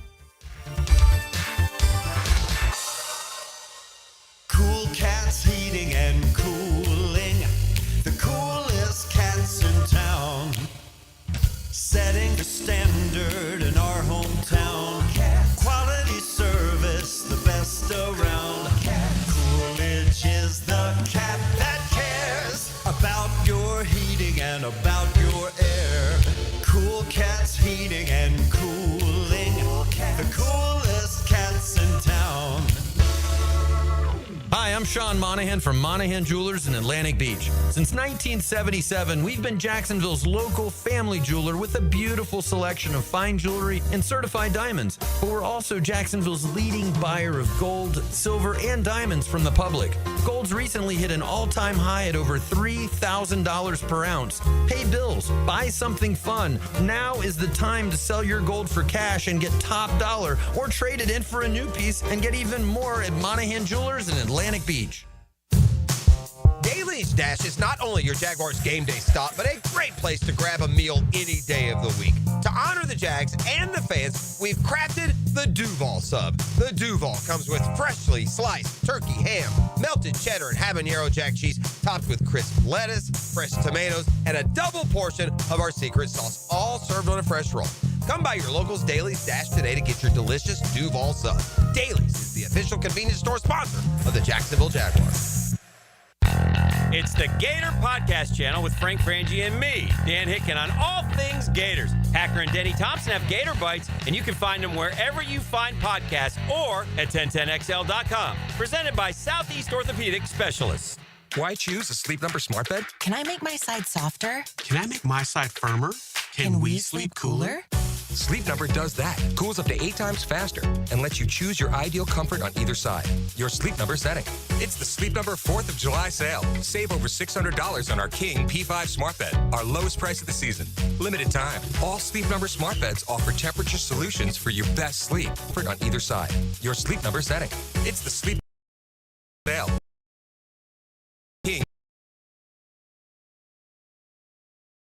Sleep Number smart beds offer temperature solutions for your best sleep. Check it out at a Sleep Number store or sleepnumber.com today. Hey, Hicken here, and you know I'm going to talk about skin. Yeah, it's hot outside, folks. The oven is on. Temps are in the 90s, and it's only getting hotter. I love the summer, but my skin doesn't. I do my best with dry fit shirts, big floppy hats, plenty of water. My regularly. Maybe you should as well. Look, I've also been seeing docs at Peaches Dermatology for years, and my skin thanks me for it. I'm telling you, it could save your life. Book your appointment today at peachesdermatology.com. Are you ready to play this summer? At the First Coast YMCA, we're committed to being your home for health and wellness and a place for friendly competition with team sports for adults and for kids. Basketball, volleyball, pickleball, flag football, soccer. The Y has something for everyone at any age. Discover all the benefits of YMCA membership and find your fun this summer at the Y. Registration for team sports and summer camps is open now. Visit fcymca.org. Maxed out on credit card? Struggling with high interest debt? You could pay it all off in days with Loan Pronto's Rapid Equity Loan. Hey, it's Prosser here. Get cash out now without touching your low-rate first mortgage. No appraisals, no waiting, no BS. The Rapid Equity Loan program at Loan Pronto is amazing. One Loan Pronto client just got $300,000 approved in under 24 hours. They paid off debt, renovated their kitchen, and cut their monthly expenses by $1,800. That's a huge turnaround. Instant approvals, low rates, no hard credit pull up front. That's Loan Pronto. Listen, your home equity is yours. Use it. Get cash to consolidate your debt down to one easy, low monthly payment. Call Loan Pronto now for a free instant appraisal for your home and see how much cash you can get today. Loan Pronto is an A+ rated by the Better Business Bureau and have nearly 2,500 5-star Google reviews. Call now and start the conversation. Go to loanpronto.com or call 999-1508. That's loanpronto.com. 1010XL is presented by Farah and Farah, exclusive injury law firm of the Jacksonville Jaguars. Protecting you and your family. Call 396-5555. Jacksonville. Now, the Cool Down with Donovan Air Electric and Plumbing. Keeping Jack's cool since 1987. Yes. As I alluded to, I could have done a whole segment. I guess that's a good thing that I have a podcast on the side to discuss Caitlin Clark's victorious return to the basketball court after a 2+ week hiatus. In case you missed it, in 31 minutes, 32 points, 9 assists, 8 boards, 7 turnovers, but who cares about that? The Fever get the win 102-88. If only RJ Saunders, we could say the same for her friend Tyrese Halliburton. We haven't dove into it. Let's dive into it. I told the boys on Jaguars Today during the handoff, our 1010XL basketball analyst, yes, Taylor, it's like clockwork. Tyrese Halliburton is struggling. And you know who? A certain Jaguars linebacker is texting me. I immediately thought, I was like, oh, Foyer's having a field day I said right to now. myself, I'm like, it's like 10:50. Tyrese Halliburton's now 0 of 6. 0 of 7, finally hit some free throws in the third quarter, and up there it is. Shout out Foyer. I thought the Thunder would win yesterday. I think both you and RJ said the Pacers. I said Pacers, yeah. And then when I looked and they were only down by 2, I was like, heck yes. Like, this is what we're about. But honestly, I more so was trying to put the vibes out there for the Pacers to win, not so much that I thought the Pacers were going to win. I wanted to manifest a Pacers win. But it's wild, though. I feel like This whole series has been kind of wonky, I feel like. And the moment you have had the moments where you're like, oh, the Pacers are out of it, they've come back. They've had so many comebacks this entire postseason. It's wild. And so last night there was a glimpse where I was like, oh, they're going to do it again. Here they go. Yeah. This is kind of what they've been doing. And that's with Tyrese Haliburton having a terrible night. They're still able to rally back within 2 points. But it does just kind of feel like there's especially if Tyrese is injured and this is lingering, then I don't know what they're going to be able to do. RJ, cue up the violin again. I need to actually read the stat line. So compared to Caitlin Clark's 32 points in 31 minutes, Tyrese Haliburton, 34 minutes played, 0 of 6 from the floor, 0 of 4 from three-point range, 7 boards, 6 assists. Okay, so at least he was able to facilitate a little bit. 4 of 4 from the free throw line, minus 13 in the plus-minus department. I mean, I feel like he gets credit for trying to play through the injury, but yeah, it's not going to. But ultimately, in the crunch time that Taylor's alluding to, when the Pacers cut it to 5 in the second half, Haliburton really wasn't on the floor. It was TJ McConnell who either scored or assisted all 18 points in the third quarter at one point in time. Yeah. Like, that's all that you need to know. Like, if yes, he was gutting it out, but they actually weren't at their best when he was on the floor. And that's when you have to, and we've had these conversations of if are you hurting your team more being injured than you are just kind of letting the team continue to go. Last night, a coaching decision too. Yeah, it is. And the coach sometimes needs to put their foot down and say, you haven't scored. Like, we've got to get somebody on the court that can at least get some points going. And you look over at OKC last night, Jalen Williams is their 12th highest paid player on their roster, and he put up 40 points last night. And yes, he is the third option technically. He was the 10th overall pick. I get it. I also saw a hilarious tweet last night of 1,000% if the Thunder win the series, SGA will be named series MVP, not because of his own merit, but because multiple people will misspell Jalen Williams because there's 2 Jalen Williams on the Thunder. And so therefore they'll split the vote. And so I've accepted that is reality. So but it again goes back to the conversation we had last week before I jetted out on vacation of what is the perception of Tyrese Haliburton, a player who we forget was drafted and spent the first 2 years of his career with the Sacramento Kings, comes to Indiana, is basically told we're going to also trade for Pascal Siakam, but you are the face of the franchise. This is your team. And yet, in every postseason series they've had to this point, there's been 1 or 2 games that are a stinker. Yeah. And can you say, I am a top 15 player in the NBA, I'm a member of Team USA, and yet you have those games seemingly every single playoff series? Yeah, I think that with a player like Tyrese Haliburton, he's a clutch player. And last night it didn't happen. I think injury kind of factored into that. But that's been his kind of MO throughout the time. So I think 2 things can be true. I think that you don't have to classify him as the most overrated player in the NBA, but you can also say he's not this elite star that maybe he feels like he is sometimes. To me, the best basketball teams have multiple guys that can go off each night, right? And so that's certainly what we saw when it comes to the national championship in men's basketball. Like Mia talked about earlier, the 3 different guards that Florida had on any given night, plus other guys too, and a Thomas Houck, certainly he flashed at moments, but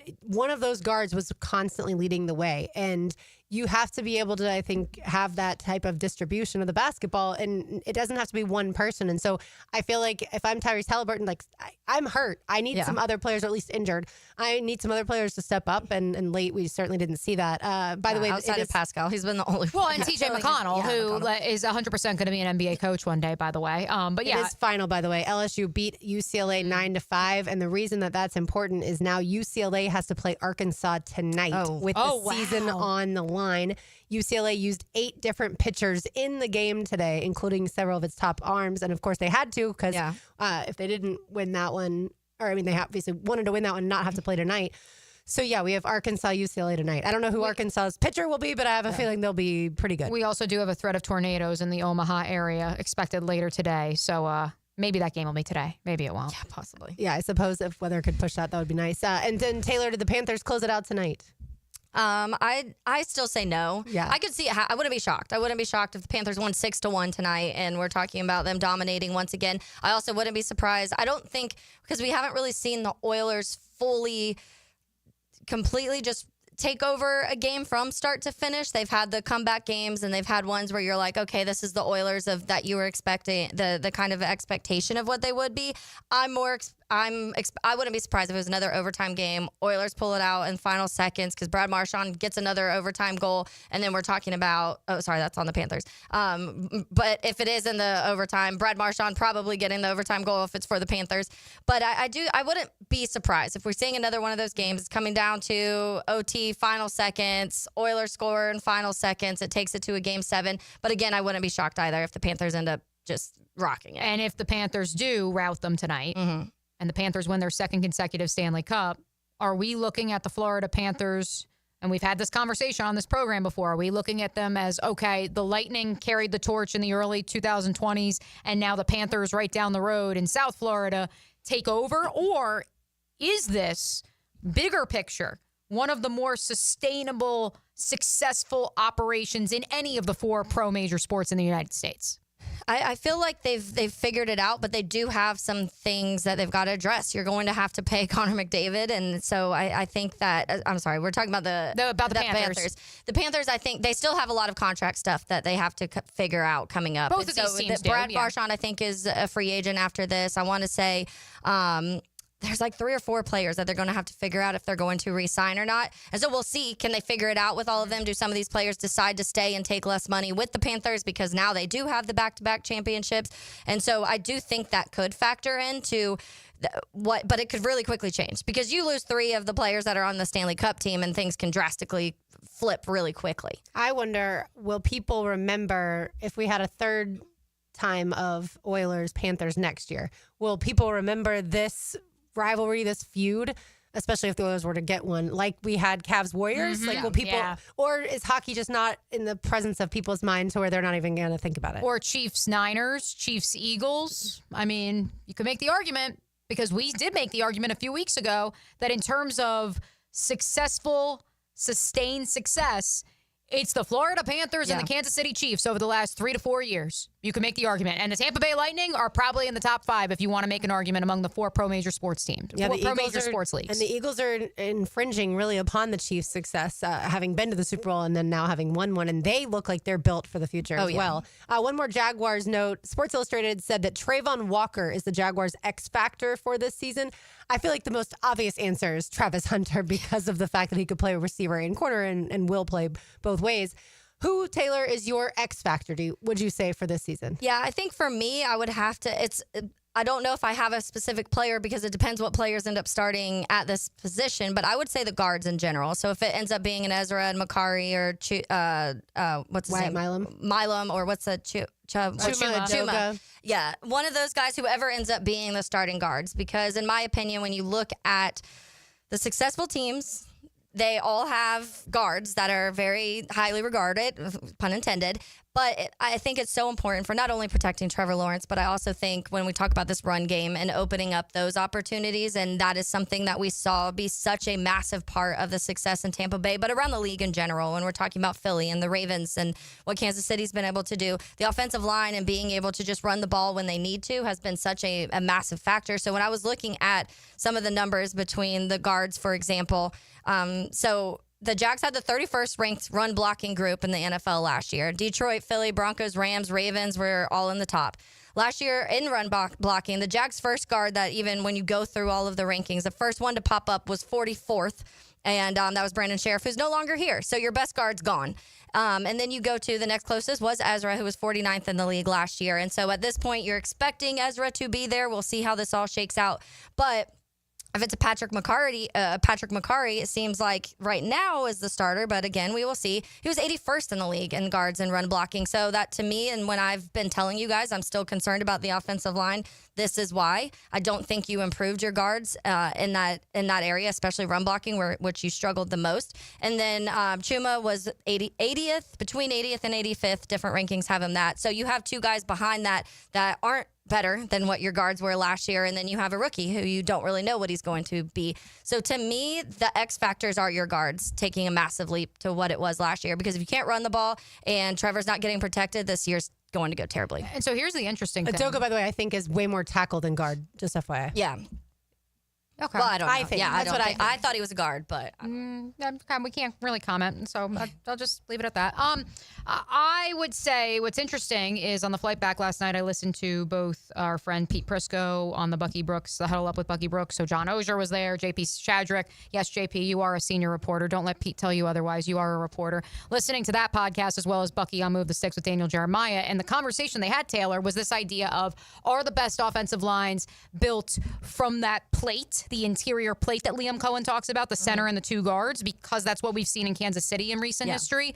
Or we look across the way on the left coast and we see the San Francisco 49ers, who you know who their tackles are, you know who their center is, and the guards have kind of been interchangeable. That's part of why Ben Barch is going to get a crack at a starting job once again in San Francisco, because the guard position hasn't been as much of a focus. Or you can even stay here in this town and go back to the 90s. And they asked Bucky, straight up, Pete was like, name me your two tackles when you were with the Jaguars. And he goes, well, duh, it was Leon and Tony Baselli. And he goes, okay, can you name me the guards? And he said, well, it was a bunch of different guys. They rotated dudes in throughout the course of a 5-6 year period. And so that's where I think construction of the offensive line is fascinating. So my answer for X Factor was going to be the two tackles. And I could have named the whole offensive line, honestly. Like, I was going to say O-line, but I was like, let me kind of condense this into where I feel like the biggest concerns, a lot of the sacks last year came interiorly, and I think that we couldn't run the ball in the middle. And so if you go back, I was watching, we had Bobby Peters that broke down the Liam Cohen offense in Tampa. And if you go through and you watch his clips, the amount of runs that were straight up the middle, and it was because their guards were double teaming some of these defensive linemen, and the running backs were getting through and getting 15, 20 yards. You've got to have those. You've got to have the interior fixed this year. Yeah, I can understand the tackles. I thought about that too. At this point, we can't specifically say who's going to start because we don't know. And I don't think they know because the pads haven't gone on. I think tackles, guards, certainly who's going to start there. I would throw in the two names, De'Ami Brown offensively, and then I'd throw in Jordan Lewis defensively. De'Ami Brown, I said yesterday, I think he could end up with 1,000 yards, which I know sounds crazy because you have Brian Thomas Jr. and Travis Hunter, but I think the chemistry between Trevor and De'Ami has already shown itself through OTAs and through the minicamp, and then Jordan Lewis might end up with the most interceptions on this team. Also, if you had told anyone prior to the 22 season that Zay Jones would have over 800 yards and over 80 catches, no one would have believed you. Right. And so he wasn't also playing with Brian Thomas Jr. and Travis Hunter. Not wrong, but he was playing with Christian Kirk and Evan Ingram, who also are, for a basketball term, need to have the ball in their hands. Yeah. And so that's where I think that it's going to be fascinating to see how they spread the wealth. Because don't forget, look, Justin Jefferson is the show in Minnesota. But Jordan Addison and TJ Hawkinson still coexist in the same ecosystem. Well, and my 1,000 yards is obviously an optimistic figure and stat if Trevor Lawrence is close to 4,000 yards, right? Like that means, BTJ is always going to get then those yards have to go somewhere. Absolutely. He's going to get over 1,000. Travis Hunter, as a rookie, certainly playing both ways is the part that I keep going back to. I don't know how. I assume he's going to get a lot of offensive snaps, but if he plays better at corner, then I don't know if they'll taper it off a little bit at receiver, but I would put him somewhere more conservatively at like 500-600 yards. Yeah. And I feel like De'Ami Brown, Brenton Strange, and then the running backs out of the backfield, whether it's like Kent Allen or Travis Etienne, like if he's going to get to that 4,000, some of these guys have to get close to 1,000. See, and Jordan Addison had 875. That is what I'm picturing more of a Brown if it's a really good season. I'm not as high as everybody else on him, and so we will see. But if we're talking, to me, a very successful season is like an 875 because that's what you see from Jordan Addison in Minnesota because you have Justin Jefferson. If you have that true number one wide receiver, that guy's going to get 13, 14, 15, 1,600 yards, you're hoping. And you have to spread it out, but you do have Brenton Strange. You're going to hopefully some of these pass catching yards from the running backs now. And then you're talking, how much is Travis Hunter in there? If Travis Hunter is getting over 1,000, then right now you're already at over 3,000 yards. We are out of time, but as Matt Hayes makes his way into the studio, we will address this tomorrow. I know the boys at Primetime will hit it head on. Vanderbilt quarterback Diego Pavia, quote, "You want to play with the best. You don't want to play with the Big Ten. You ignore those calls." Now, the 2-minute drill. Serviced by Cool Cats Heating and Cooling. Locally owned and operated. We're your neighbors. CoolCatsJacks.com. The coolest cats in town. He's a content factory. I love Diego. He's not the only one that was offered a lot of money to move around. Oh, we addressed that in the 12 o'clock hour. Where do you believe Lenor Sellers was offered a reported $8 million? Georgia, Alabama, all the heavy hitters, I would guess. Ohio State. All the big names with all the money, I would imagine, took a run at him. I mean, and it's not just the starters. It's also Austin Simmons teams were going after him last year when he was backing up Jacksonville as a guy that could start last year for some teams. So it's all over the place. And coming after DJ Lagway too, significantly. Get Joe up Georgia. Like, I feel like Gunnar Stockton and his camp would have been furious if he waited his turn all this time. Similar to how Carson Beck did, waited his turn, and then if a guy like Lenor Sellers were to start ahead of him. Well, I mean, Kirby re-engaged with Carson after Carson decided he was coming back, and Kirby was one of the first people to call him. Was actually the first after Miami called. So, but that to me is a little different because Kirby and Carson have that relationship. Kirby and LaNorris don't have a relationship. Right, but you know what? I don't think right now there's no love lost with any of this right now with coaches, players, coaches. They all know the game. They all know that the money is there. They all know they're trying to make the most money. And the idea of recruiting a high school quarterback and developing him is almost like so far on the back burner right now. You can't get like one of those elite 2, 3, 4 guys every year that are high school recruits. You go get somebody who's already been in college football, who's already gone through the wars for a couple years, and you just plug and play and see what happens. Mia wondered if it was Tennessee, and I said if it was, Josh Heupel would have wanted to fight Shane Beamer. Oh, I'm sure Tennessee was in on that. Yeah. Of course. I would say anyone who's got the money was in on that. I bet USC was in on that. Yeah, Lenor Sellers potentially, again, you hate to throw the Cam Newton, comparisons, but he's got that type of skill set. I don't know if it's going to happen there. I don't believe in that. I don't believe that South Carolina has the team right now that Auburn had in 2010. Auburn, I know we all say, well, Cam carried that team. He did. They had some pretty good players in that team too, on the defense as well. Even though the defense was kind of like about a 6.5 on a scale of 1 to 10, 7 even. But I don't think South Carolina's there. I just don't. Speaking of, that was my guess, Auburn, because I think Hugh Freeze is on the hot seat if he doesn't win. It's another one to run out, yeah. They got the money. Yeah.